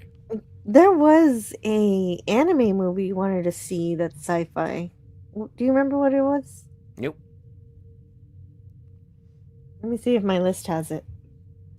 Because sometimes I'll write down what you say. Spidey says it would be good to look at antiques for the silver now. Is silver valuable again? Yeah, silver is way valuable. Are you kidding? I just know it's Akira. second place. You want to see Akira, so we got to review Akira. Sometime. Oh, I do want to see. Oh, well, I have. I enjoy Akira very much, very much. And we did have a request for Valentine's Day, so we do have an. Do you want to announce what we're reviewing for Valentine's Day? Who requested it? Old Man Bird. So it's a movie. It's one of my favorite movies ever. It's gonna be Scott Pilgrim versus the World. Oh, and right, I decided it would be a fun Valentine's Day movie. It is. It is. Mm-hmm. There's nothing like revisiting your 7 evil exes. I gotta fix my bot so that we have bacon and coffee responses for Spidey. Yes. Agreed. Pork loin from Bucci's. Okay, I'm probably not gonna add that one. But Yeah. bacon and coffee, yes. And beer. Sure. I'll get those working again. I have to come up with things to say though when they come up. Just get the no. Well, we'll think about it. I got a spitball. Where's a good bacon quote? Oh, that's Pulp Fiction. Bacon tastes good. Are they saying that Spielberg is returning? The what? Spielberg is returning for something. Oh, right. Disclosure Day. There's a new Spielberg movie. Yeah. That. Okay, I did hear about that. I don't know. UFO We'll see. movie. Is it? I And just, yeah. they say kind it's of lost not. his luster. And he even says it's not a nostalgic throwback to Close Encounters or ET. Oh well, that's The good. tone here is colder, more unsettling, and rooted in more modern fear, and perhaps a bit more realism rather than wonder. I don't know if that sounds fun. Yeah, it sounds okay. Mhm. But again, it's not. I don't even know if it's something that I would go to the theater for. Yeah, that might be a thing just to wait for on streaming. Sure. Yeah. Well, but Bucky's? again, Uh-huh. yeah, it's not Uh-huh. Gucci's. Bucky's. He meant Bucky's. Okay. Bucky's No, I makes a lot more mispronounced sense. it. I said it wrong. Wait, where? I just let you read the chat without double checking what you were reading. That was my mistake too. Silver has Snoopy doubled Bucci. just this year, roughly. It's getting cold enough this week to freeze my kitchen pipes, Old Man Bird, so it may be a good time to go visit Dallas or something. Nice. Let me see if I can find where you mentioned Bucky's. Oh, it was right after the bacon and coffee. Really? I don't see it. It's missing from me. Pork loin from Bucci's is what I said. Oh! Yeah. Bucky's is good. It's always a good place to stop for gas and a toilet that isn't disgusting and straight from a horror movie. It's always clean. So we found out about that. And Sci-Fi Museum in Warren gets a DNR grant. Okay. I wish I was close to a sci-fi museum. Me too. That might be fun. Let's see. What did they get? I don't understand. I'm trying to read it so I know exactly what's interesting about it. This is what happens when we don't go to rehearsal. No, there doesn't need to be a rehearsal. It's just the actual interest of the article. It's just like, oh, they built a museum. That's nice. And then I realized nothing happened. Nothing happened. Nothing happened. It's true. Nothing happened. And Old Man Bird in the chat says the bounty has been paid in advance. Thank you, Jill. Oh, wow. Thank you, Old Man Bird. That's way in advance. It's going to be almost a month before we get to it. But Still, it's going to be a great going time. to happen. It will. Because I do know how much you love it, and I know how much I love it. I even want to read the books first. You know what? When I was looking for your Christmas present, sorry everybody, I'm just gonna have a private conversation with Jill. Don't pay any attention. So when I was looking for your Christmas present, I did see that they had the Scott Pilgrim, but it's not in one volume. It's like 8 or 7, and I was like, oh, the shipping on this is gonna be nightmare. So I didn't go for that. They're in 6, and it's a little collection. But that's what I want. All right, I'll write it down and see if I can order it from the United States to the United States. It even comes with a poster, and I've been needing a poster. You need a poster? A Yeah, load-bearing poster? No, there's a certain spot in my bedroom where I have streamed before, and there's just nothing on it. It'd be nice to put something there. That makes sense. Oh, there's a hardcover. You don't have to get that. That's fancy. How much is that? It's $120, whereas paperback is just $67. So 120 American, making it about $7,000 Canadian, and then I'm gonna have to throw in Prince Edward Island. All right, sure. Mm-hmm. Oh, get me a Spock dollar too. I heard you can't make them from the new dollars. You have to find an old dollar. I have one. It's waiting. Oh, that's exciting. I thought maybe you're going to stay at Rod's for a bit. What happened? You know, Old Man Bird, the town of Vulcan is not far from Calgary in Alberta, so that might be a spot to relocate to. Wow, that would be fun. definitely getting a Starfleet uniform. Jill's cool.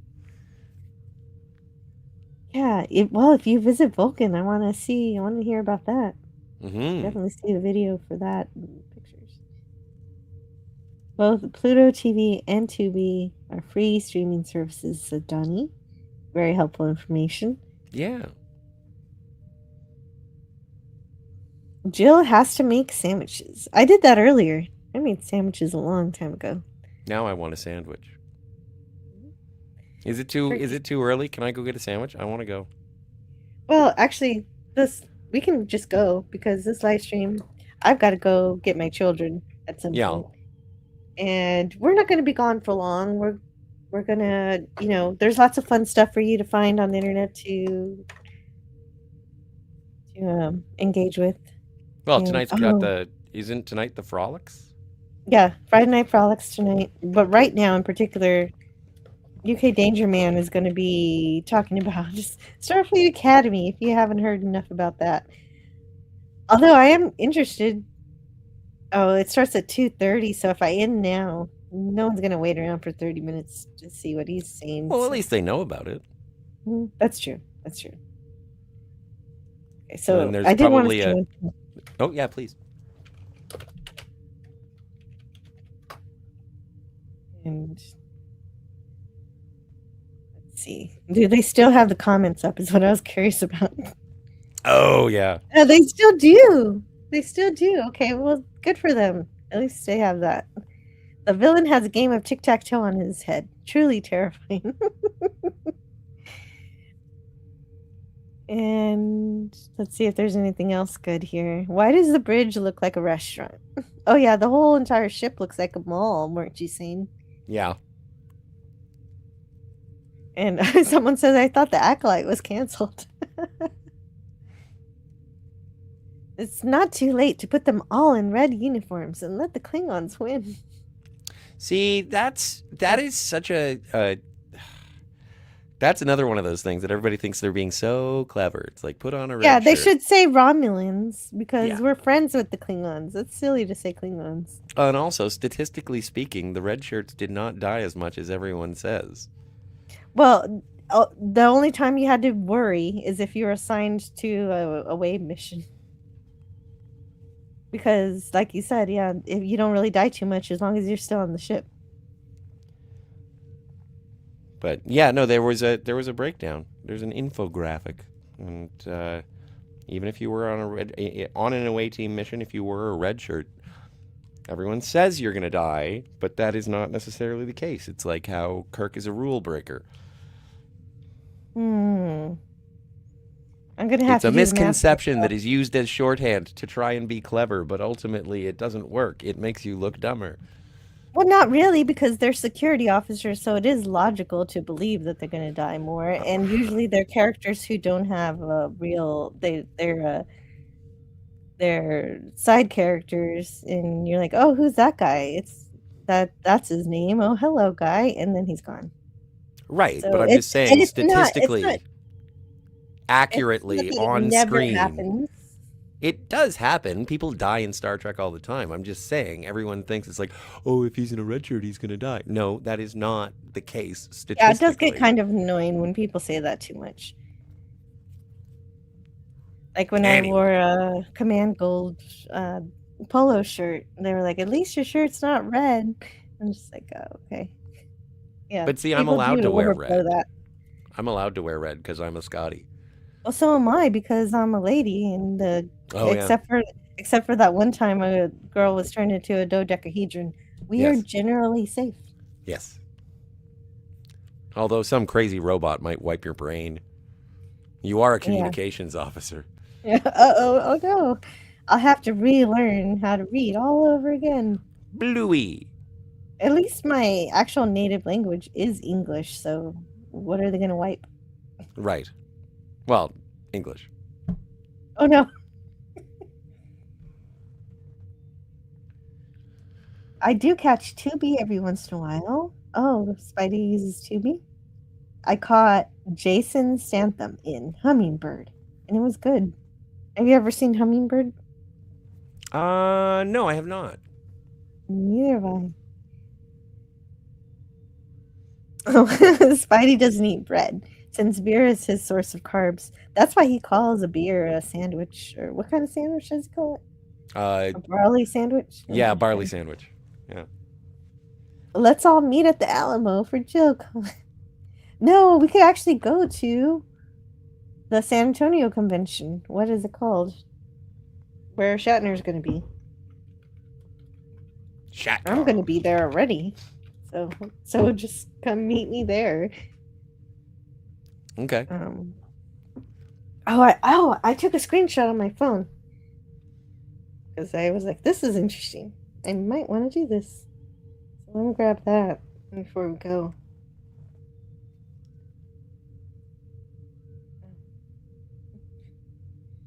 Okay, these pictures are not relevant. Okay, now I'm curious.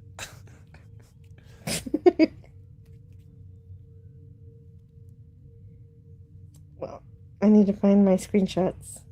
Albums. Screenshots. Here we go. Here it is. It's called SpaceCon, San Antonio. And it's going to be June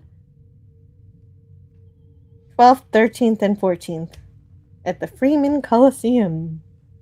I may be there. Well, if I were allowed into Texas, I would join you, but I'm not, so I can't.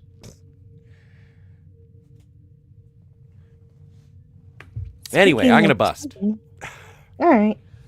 Okay. You enjoy the rest of your day, and thank you, chat. And I appreciate this sort of chill hangout, and I appreciate all your well wishes. I'll see you guys in the future. Yeah. Have a good day. You too. So when you leave, I wonder. Okay, no, looks good. Looks good. Canadian Spider-Man says, "Hey, Scotty could be a lady too these days if he so chooses. I don't think he wants to though." Jill has a red miniskirt uniform. Yes, that's true. Needs a cleaning though. How did you know? I do need to clean that. I think should I get it dry cleaned? I think I need to get it dry cleaned. I don't want to, or a hand wash it. I'll either hand wash it. Hand washing should be fine. Hand wash it and hang it up in the breeze. Bastille Day is June 12th, right? Cool. Yeah. Well, and also the day that they're going to have SpaceCon. Bastille Day. Oh, okay. It's I don't really celebrate French holidays, but thank you. And Penny's got to go. I'll see you later too, Penny. And Tony's also leaving. I'll see you also later. And have a great time. I'll wish you luck for your 3,500. Yeah, of course you're gonna make it. You're doing great. You rock. And let's see what else is going. Maybe I will go up to 30. Why not? Let's see what we have. I know I don't want to see that. Oh, wait. War of the Worlds again? How many times are they going to remake War of the Worlds? The sci-fi epic War of the Worlds comes to Lancaster. I've never seen it before, but which one? Which one is it? Is it a classic one? These people are just no good at telling me exactly what's happening with any of this. War of the Worlds is supported by Lancaster Arts Cast. And it's obviously an adaptation, but who's making it? Andrew Quick? Alright, let's look somewhere else because this is not helpful. Andrew Quick, War of the Worlds.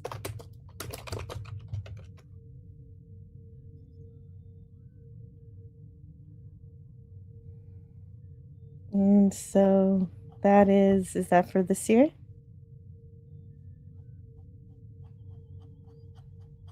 Yeah, no, there's not a whole... Wow, there's a lot of cast on this. But it doesn't say a year, or... Where is it? That's 2005. That's the Tom Cruise one. No, I don't know. There's too many War of the Worlds, and we already have some good ones. So we're just gonna ignore it. But it's got to be better than Ice Cube, right?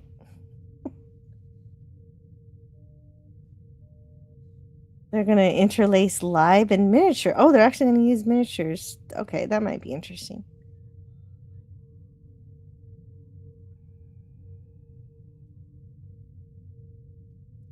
Pretty Penny. Yes, this is true. Yeah, I'm tired of seeing news about this Tesseract movie because there's no news.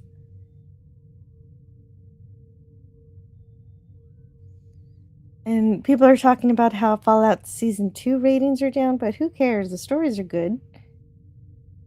And if people keep talking about how great it is, maybe more people go watch it. So if you're enjoying Fallout, tell a friend.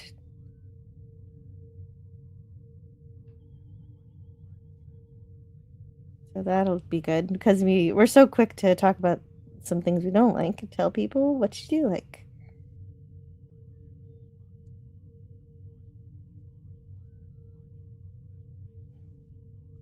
I don't want to read that.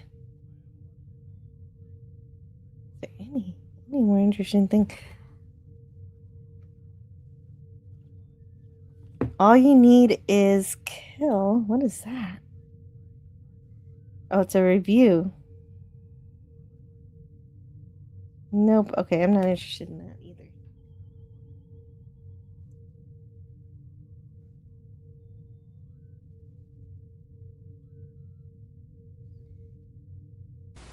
I remember. I remember.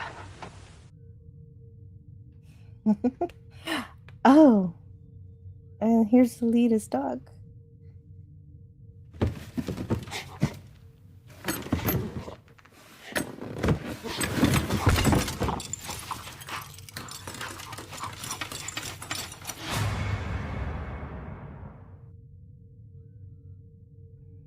James Caserta says, why are you stuck at 1.45 subs? I've actually been growing a little more lately, where I was extremely stagnant last month.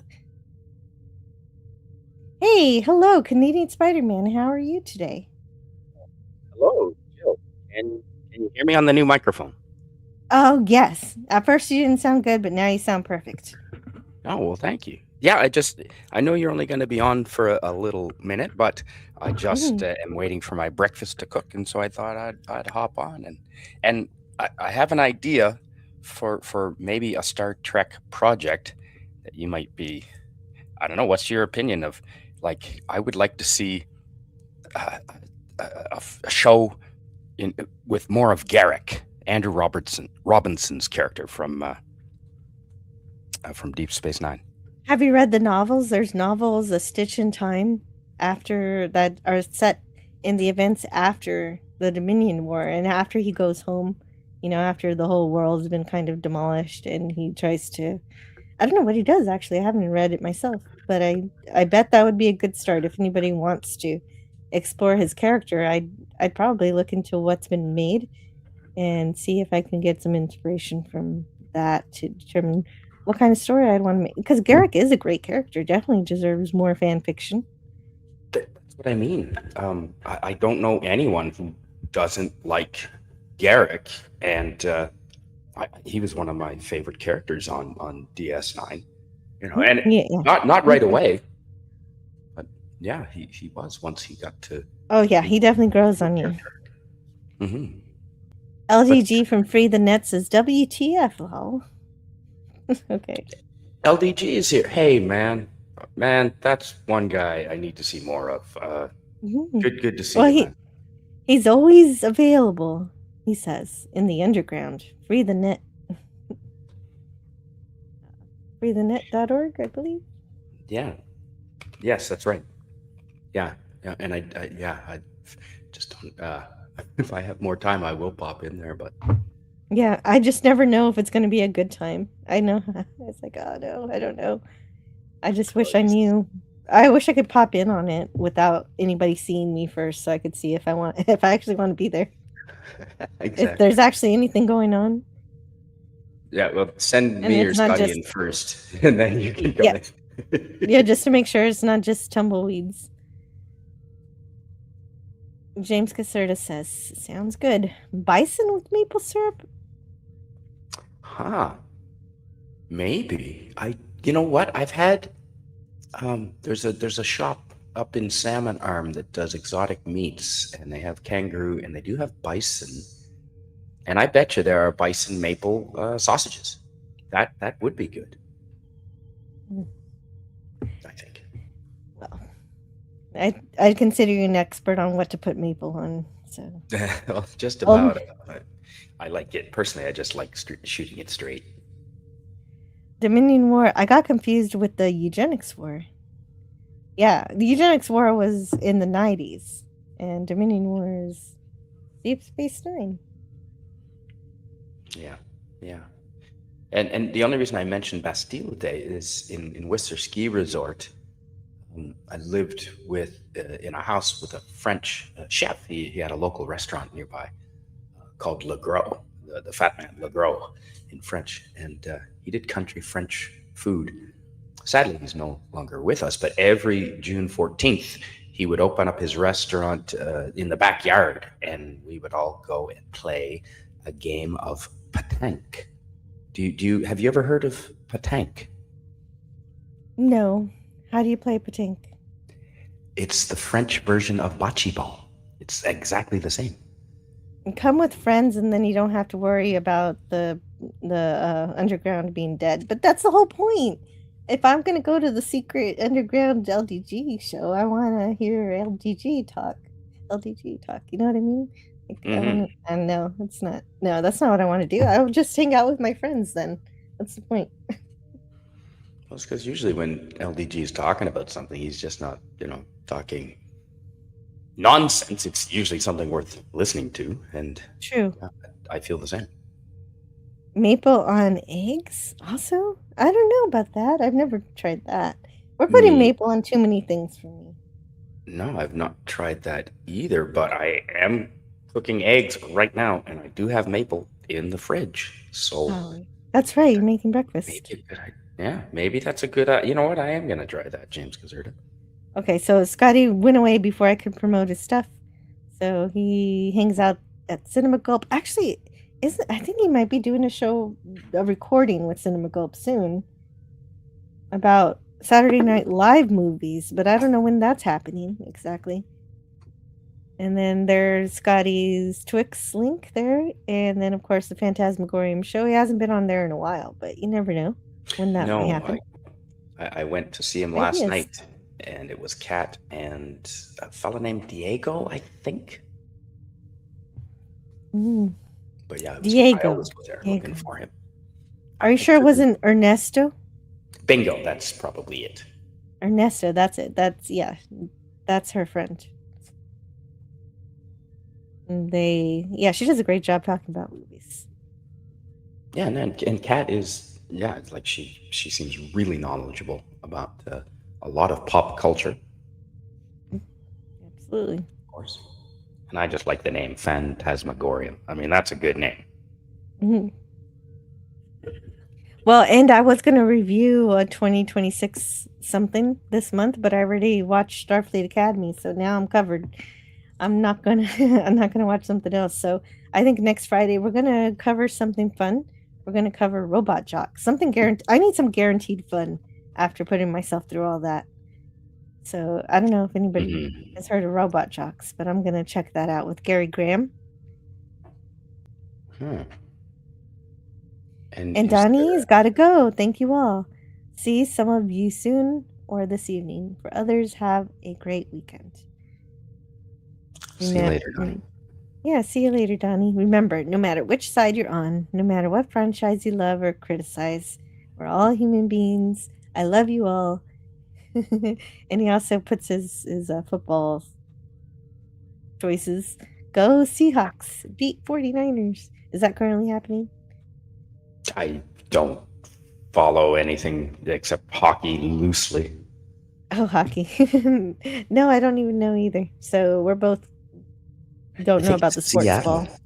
I know it's the Seattle Seahawks is a football team, and the 49ers, I don't know where they are. Pittsburgh. Let's say Pittsburgh. No, wait. Those are the San Steelers. Francisco. San Francisco Oh, 49ers. of course. I do know. San Francisco. Yes. I do know that much. Yeah, no, good. But So I do you can't have really talk about it. do you have anything coming up on your channel, Jill, like Battleship Month, or is there a theme Oh, month? Battleship Month. I think Submarine Month? There. Oh, when was Battleship Month last year? When did we do that? It's I don't been remember 5 what. months at least, hasn't it? Yeah, it's been a while. So let me see when that Aircraft was. Carrier Month? See, Aircraft Carrier Month. I think Battleship Month just covers any of those: a battleship, aircraft carrier, submarine. If you put it on that board game Battleship, I think they all go together. Okay. All right, yeah. So let me find that.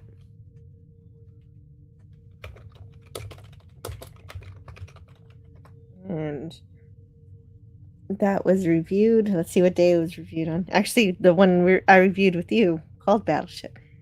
Yes. We reviewed it in August. So August is our Battleship month. Except for every month I'm doing a Star Trek actor. So, but the other weeks we can do Battleship Yamato and some others. In August. Fantastic. There Yeah, you go. I figured it was. So you get 3 Battleship movies in August. And James Cassert is asking about 2001. That's going to come soon because Stone Rackets requested it. And he's got anybody who has an Infinity badge on their membership gets to choose a movie for us to review. And I know you do too, Spidey. If you haven't chosen a movie yet, you can go think of one if you want. And I'll put it on the list. Yeah. Wait, what's the theme though? It doesn't matter.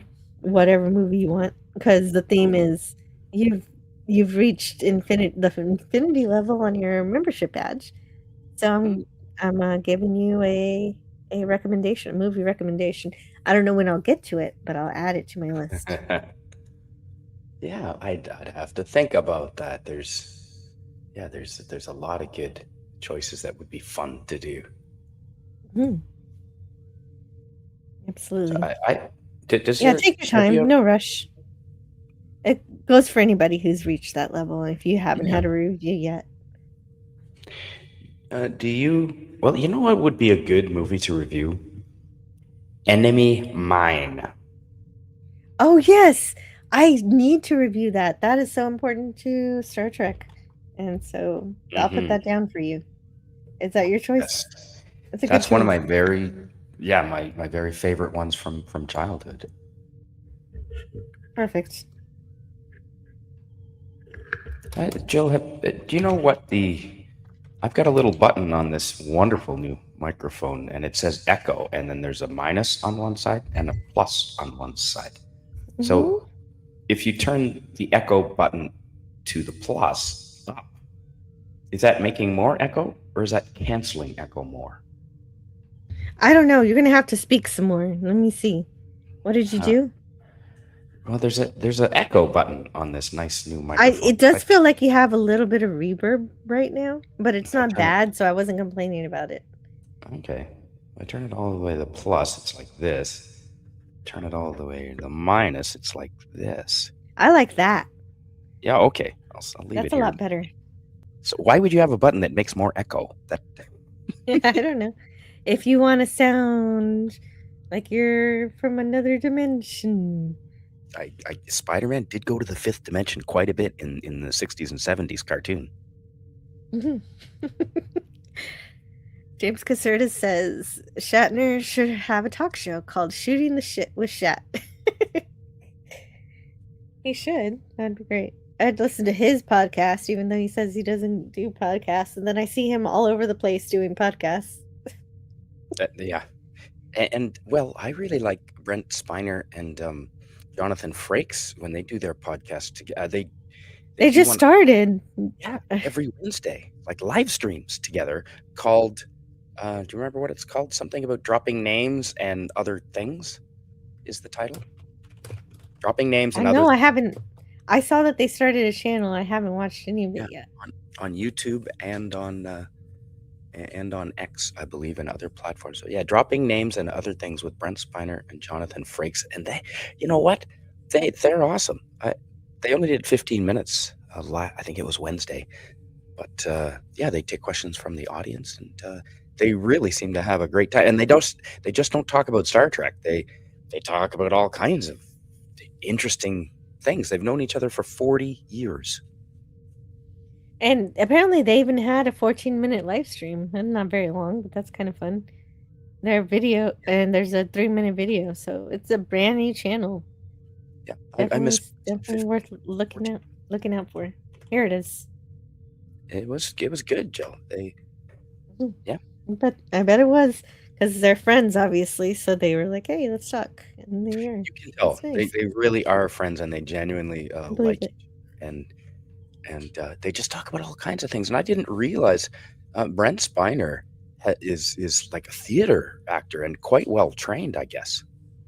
Absolutely. Well, and does that surprise you? Because he would very often play 3 different characters on the same screen in the same episode, playing his creator, playing Data, playing Lore, all at the same time. Yep, yeah, and I'd really like to get him to talk about a little bit about his role in the movie Independence Day.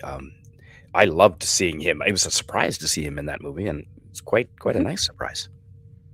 Yeah, definitely. I've never seen the sequel. He was in that too. I heard that one's not so good. So definitely focus on the first Yeah, movie. don't.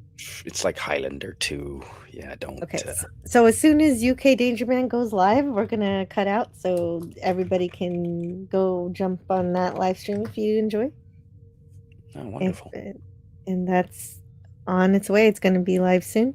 We're waiting. I'm 7 minutes late, so I can't complain. Today, I was 7 minutes late today. I was 2 minutes late last night, and someone called. I think it wasn't Lemon Pie. It was someone called me out on it. It's like, well, and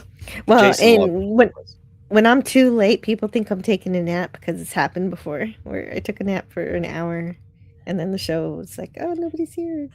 Hey, and if you're like, if you are napping with your kids, especially that has to take priority because they don't like to do that after they get to a certain age. Yeah, true. Well, no, I think my kids are past nap age.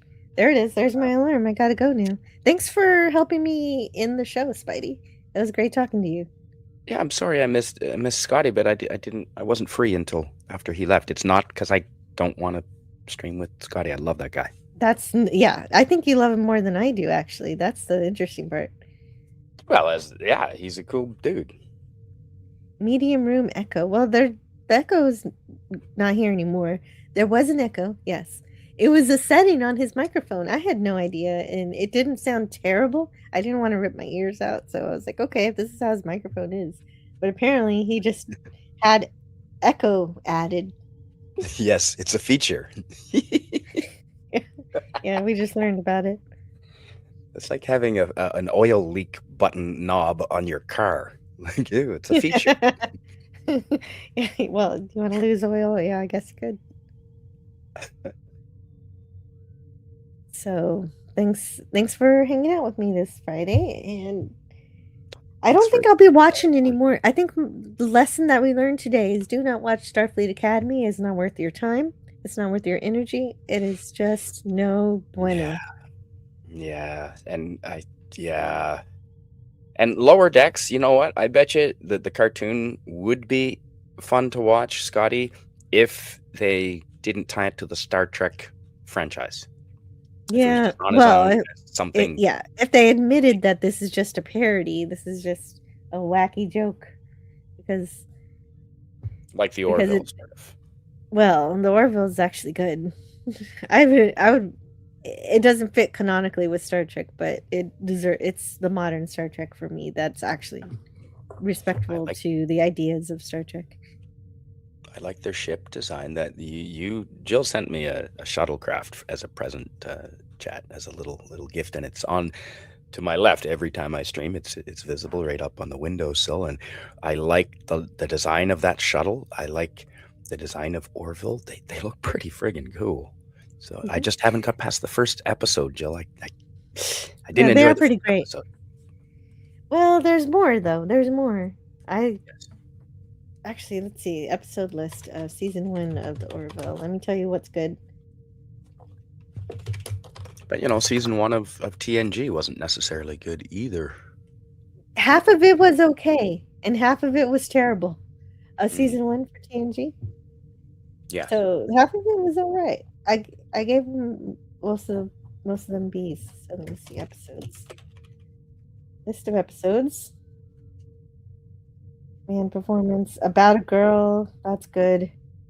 If the Stars Should Appear is kind of fun.